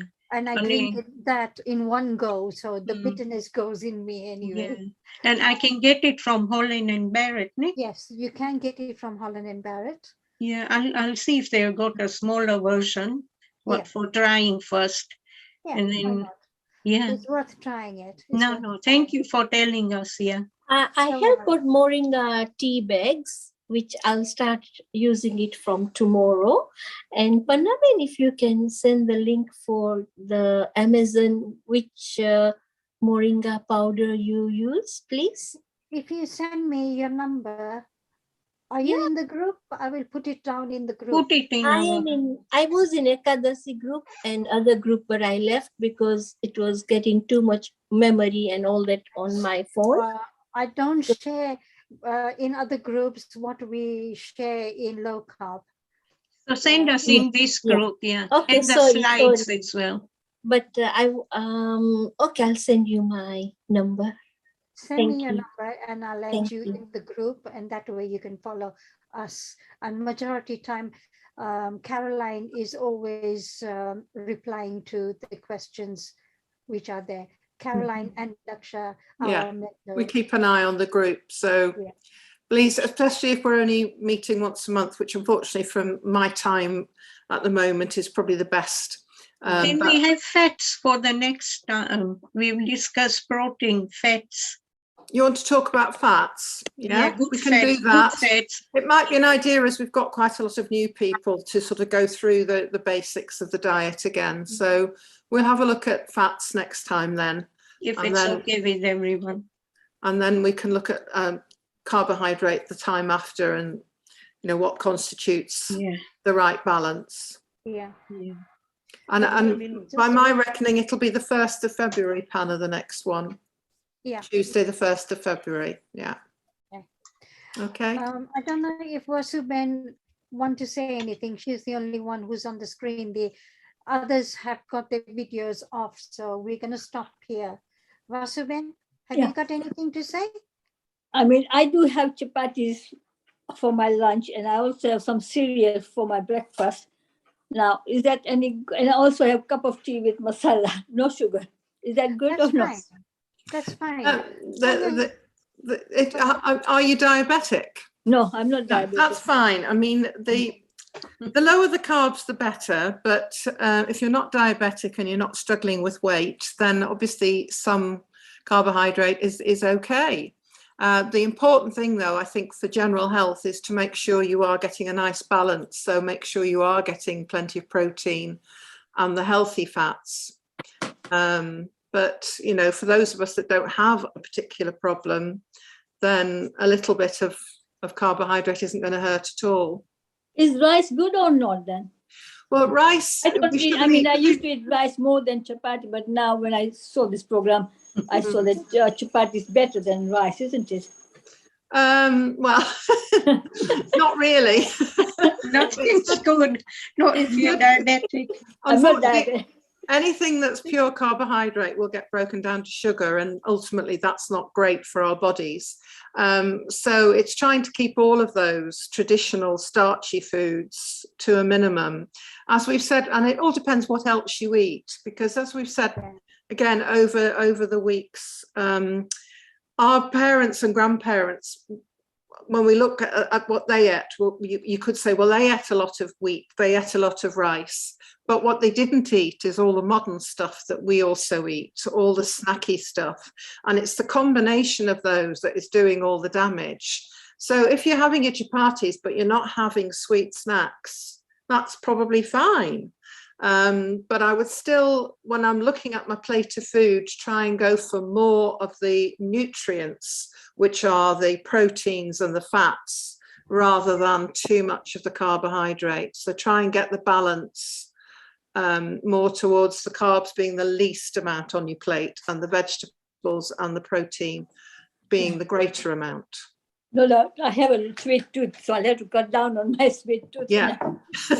Because don't forget, there are people who we call tofis, thin on the outside and fat on the inside. So just because you might not have weight issues doesn't mean you're not storing those carbohydrates in places that are still doing harm. So it is important, even if you don't have a weight problem and you're not yet, hopefully not going to be a diabetic, but it doesn't mean if you're eating badly that you're getting away with it. So it's important for all of us to look at what's making up our main meals and try and not snack. Yeah, I'll have to be more careful, not snack. I do love biscuit, but I'm going to cut I down. know. There's a reason why we all love biscuits. Caroline, like you said, our parents used rice and potatoes and that, but not forgetting, when they cooked rice or potatoes, they took the starch out. Yeah. Like I do as well. Yeah. Now, halfway I cook the rice and then I drain it out, drain the water out. So taking all the starch out and then with very little water, I simmer. Yeah. Let it simmer. Yeah. And I know you're right. Cooking methods have changed, but also the quality of the foods. You know, that again, unfortunately, the industries have bred vegetables and grains that are easier to grow, but unfortunately, it means that they've got less fiber, enclosing them, and therefore the starch is more readily available to our bodies.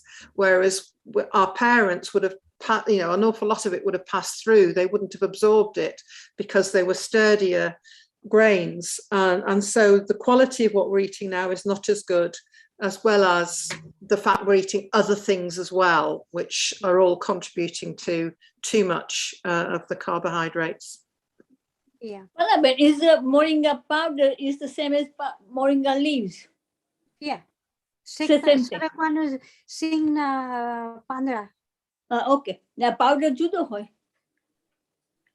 It's powder and leaves is the same thing. The leaves are converted into powder. Yeah, they're just ground into.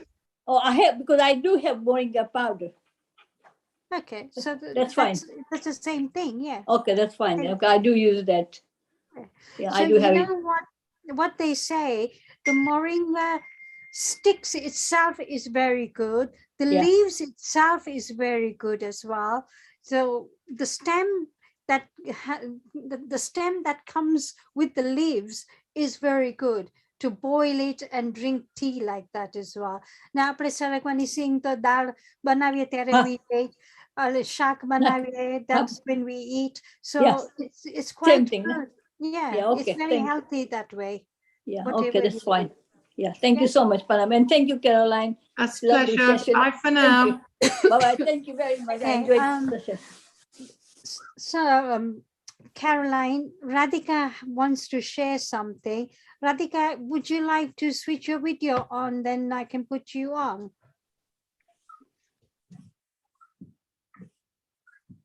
Okay. Thank you. Hi, everyone. Happy New Year, especially to Panna Ben for organizing this lovely Zoom call. Caroline, you are amazing. And also Daksha Ben, thank you. I just want to say that I have a multiple of health issues that seem like they're never ending. And I always find something new when I go to the doctor and they do my blood work. So I'm like done with this. And I started my diet. And I've been introduced to protein, and I've tried to make changes. Also, I don't know how you say in English, but jowar. The jowar. I actually grind it and make stuff out of it, like pancakes. Black eyed beans, and then soya chunks. I'll grind it and make it into patties and make a burger or all kinds of stuff. So I'm trying to do the high protein. And it's helped me tremendously. So I really appreciate this program. It really helps. I just wanted to request one thing. If we can make it either a full Zoom or maybe part of, if you can please talk about portion control, like what kind of foods, what kind of fruit, vegetables, how much portion, like for example, cauliflower, what's a good portion of it? Beans, what? Okay, well, thank you. Yeah, I mean, we'll try and bring that in next time because we'll talk about fat, but maybe portion control as well. But to be honest, where Daksha and I are coming from is not about portion control. It's about having the healthy ingredients that mean that you shouldn't overeat. And that's where the protein comes in. Because protein is more satisfying. It's quite hard to overeat on protein. Yes. So if we get the food right, the portion control should take care of itself.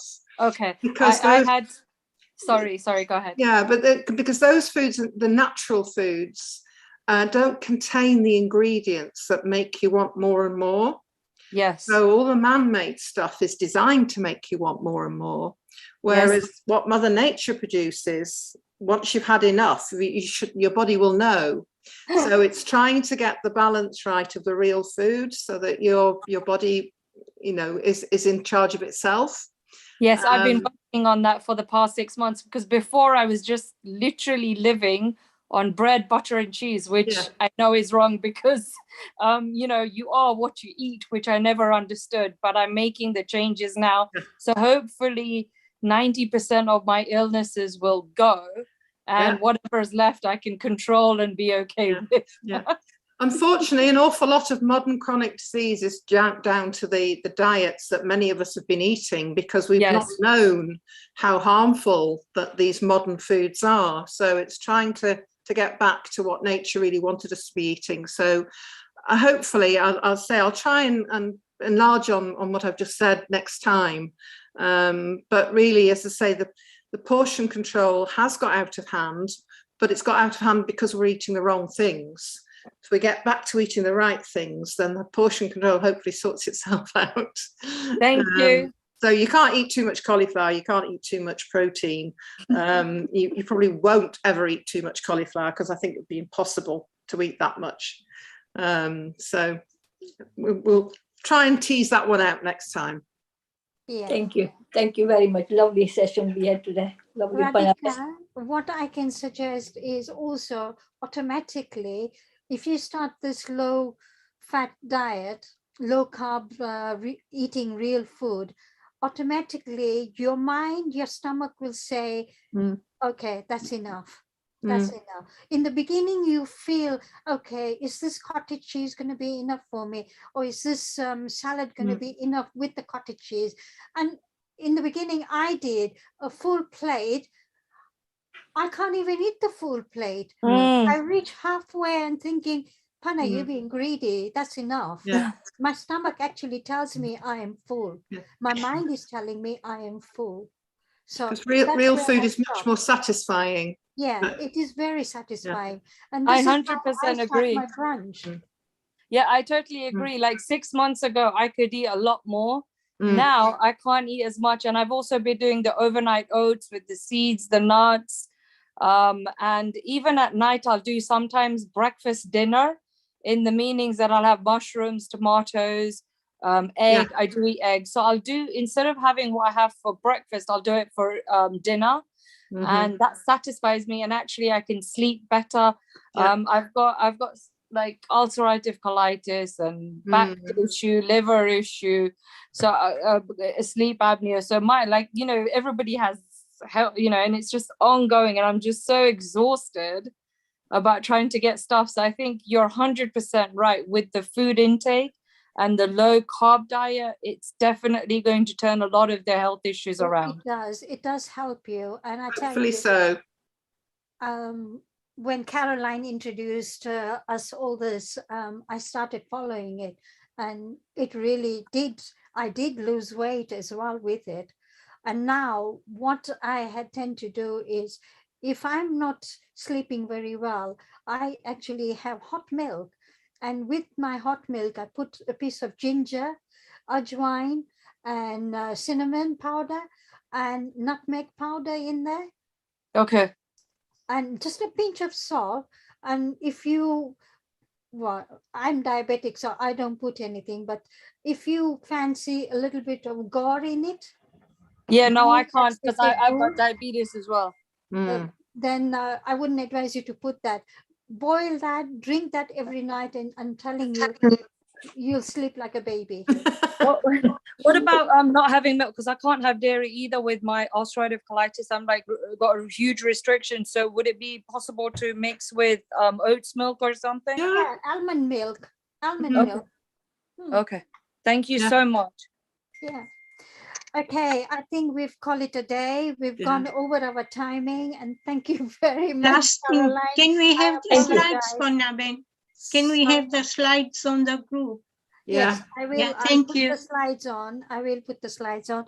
I don't know how the slides were being. Somebody had hacked into somebody's machine and started scratching. Painting work was on, so there's a slides. I'm not too sure if. Do you want me to send you the PDF, that Panna?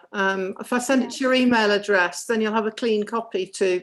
Yeah, send it to me, then I'll have clean copies, because I had taken the slides, but they're with all it was lines all over it. So I don't know. So anyway, thank you very, very much, Caroline and Daksha. Apologies from Davina. She has not been able to join us for a very long time, purely because her father has not been keeping very well. And we do miss her. We will have her soon, hopefully, touch wood. The new year's resolution will help everybody. And Happy New Year once again from Women to Women, Caroline, Daksha. We wish you all the very best for the new year of 22. Yeah. Like I said, we're going to meet up once a month.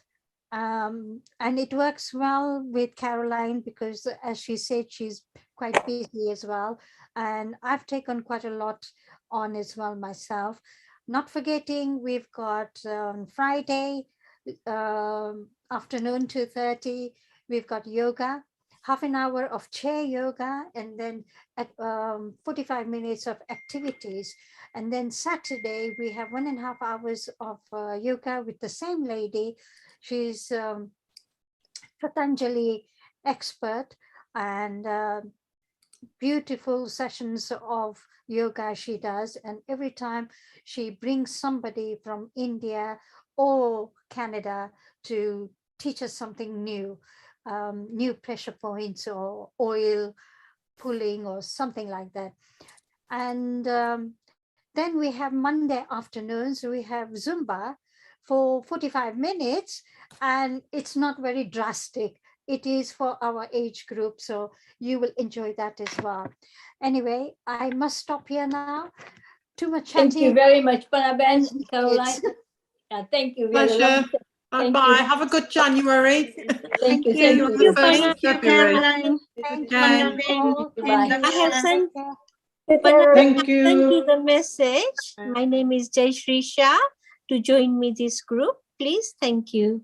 Well, send me your send me a text, because it will save me looking up for your number. Thank you. I WhatsApped you already. Oh, okay. Thank you. Okay, thank you. Thank you very much all for joining in. Please try and join in regularly and keep in the chat. Thank you again. Thank you. Thank you.